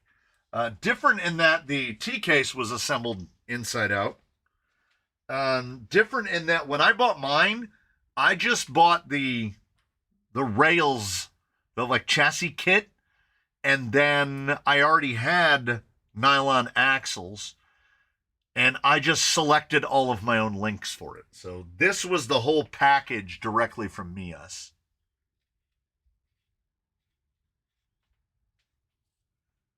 Yeah, steel is definitely going to be the cheapest from a local metal supplier. We have a place called Patent Steel right down the street, and then another place called K&H Metals. But typically, like if I'm building a bumper, I'll buy a 3-foot rod of 1/4 inch, a 3-foot rod of 16th, and for Bruce, I bought a 3-foot stick of 1-inch angle. And all in, I probably spent $20 and used $6 of it to build the bumper. So it's very inexpensive. But you also need to have a welder. And the thing that I could have but don't have is the knowledge of how to weld. Does this allow for a reverse gear? Yeah, absolutely. You can just flip it. If you've never... I also tend to like to throw these away because although these feel pretty good, I don't typically like the screws that use the 1.5 heads because they're so easy to strip out. Those felt okay, though. Yeah, the way Mias does these. Oh. Did you put any grease in it, laddie? I only put a little. Look at that. Yeah, buddy. Yeah, there is no handedness. That is, I'm not kidding you. That is more grease than comes in one of those grease tubes that comes with an RTR. That is unbelievable. Look at that. That is and I love grease. But yeah, absolutely. There's nothing handed. You can just put a reverse gear right into it. So if you're asking that question as in you're thinking of using one of these for a mullet, then you absolutely can.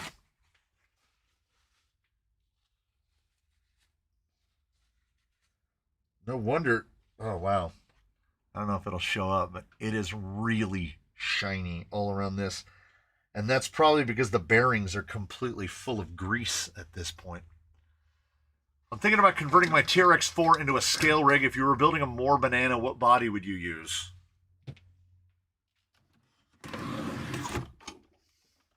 I would get this Injora one. They're usually about $90 US. I think it's not completely accurate to the year, but it'll get you there. Definitely that one over the old Axial Cherokee, because that one is made out of plastic that's half the thickness of your fingernail. Ask Hugo how have you ever stripped out a Mias nylon ring? No, they're machined. They're machined and they're separate ring and carrier. They're the same quality as any other that you would buy from somewhere. Yeah, I've never broken a part, knock wood. Oh, thank you, Jimbo, for the 5. I almost missed it. It almost scrolled away. I have never broken an internal part in a Mias Excel at all. And all the portal gears are, powder metal. You're talking about Kronk. Kronk was the JLU body, not that body. No. That's the JLU, not the Cherokee. The Cherokee, I think it's the 01 Cherokee that Axial sells. That body is thin. Yeah, Chuck Hurley. Hold on. Let me see if I can find it. It should be in the roof because he's been disassembled. So, when I built a banana, I used this. If you'll remember, there was a banana here. So I used this, which is the axial. It is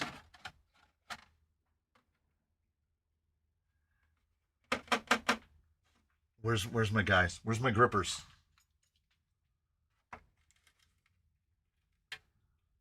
0.32 millimeters. Get down to 0.44 millimeters there. 0.42 millimeters. Up at the fender edge, we've got about 0.8. But it is. This is how thin it is.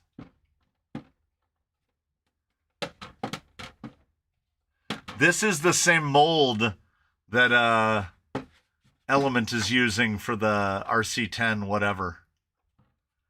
It's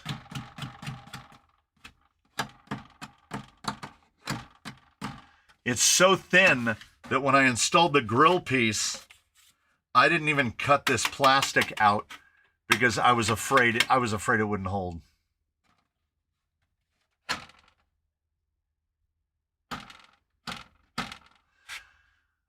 Kronk was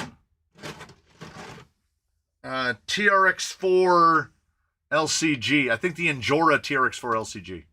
Is that Steve Turner with a 10? That's Steve Turner with like 20 today. Steve Turner keeping the lights on here.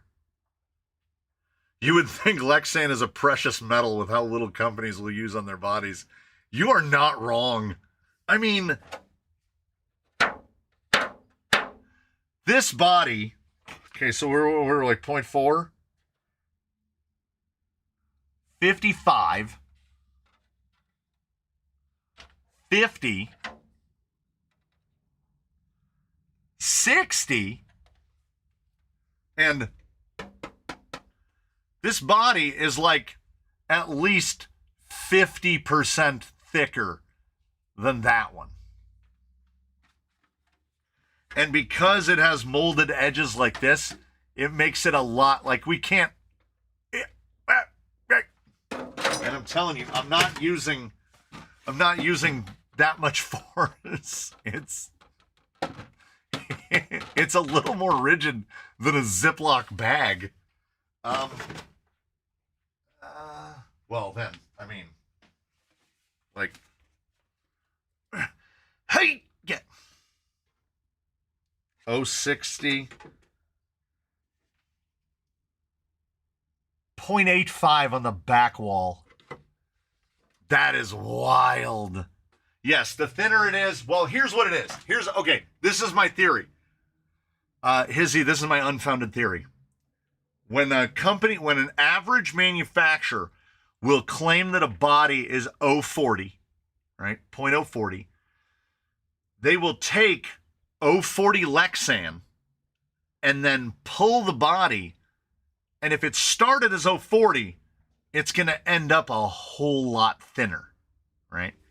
So companies like Delta Plastic that have bodies that are 1 millimeter thick after they're pulled are starting with like 2 millimeter thick Lexan when they pull it.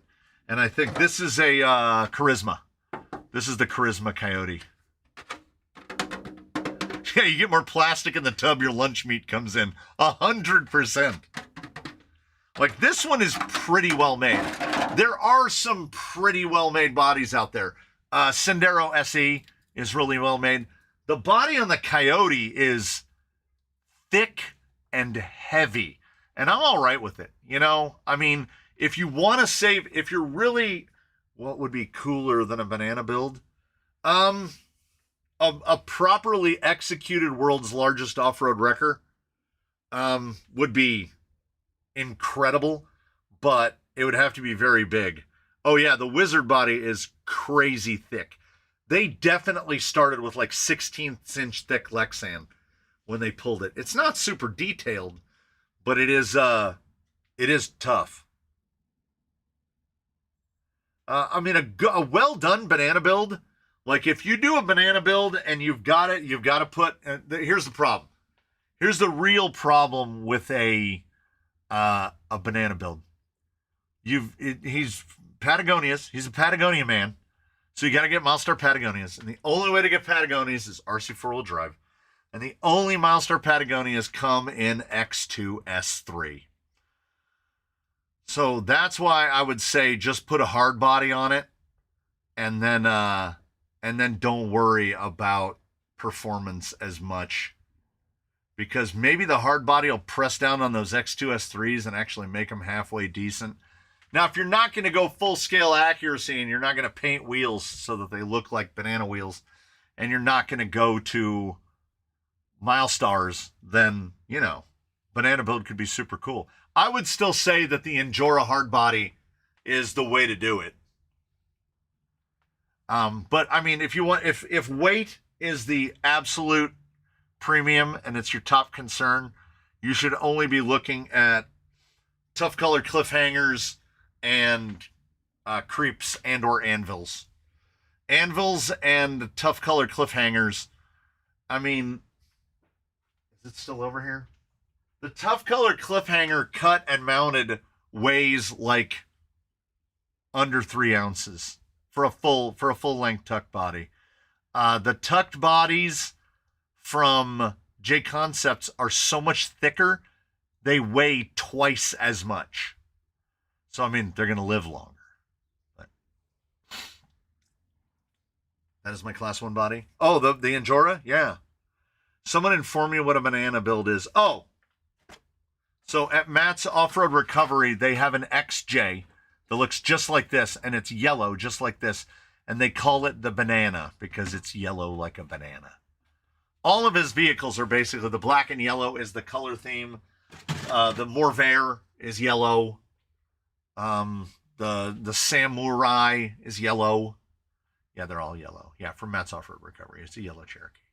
Wait, how is the Spanish guy explaining it to a non-Spanish guy? I had one, and because of the body and because of not sparking enough joy, the parts got reconfigured and brought the Gate Rover back to life. I would much rather drive the Gate Rover, just because sunk cost fallacy. I bought all the pieces a la carte to build that body, so darn it, I'm going to run it. Oh, I just wanted to measure one thing. I wanted to loosely measure one thing, if I can. That'll be right about there. I think that'll be right about there.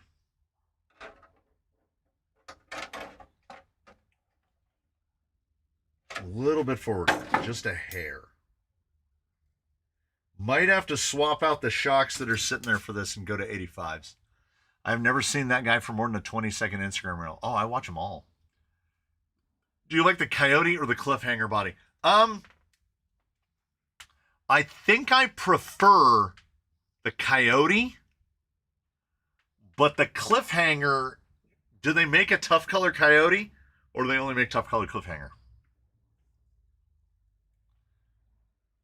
I think the World's Awful Motors, it would have to be so big. Like, I feel like world's largest off-road wrecker would have to be, I would have to go to the old school, even though they can't get them anymore and they switched to boggers. I would want it to be built on 575 tusks. Like big, like real big. And I don't know what I would want in the middle. The Atlas cab would be really, really close to that International. So if it's laid out, here's where we're doing quick, dirty math to find out how much of this we're going to have to rebuild.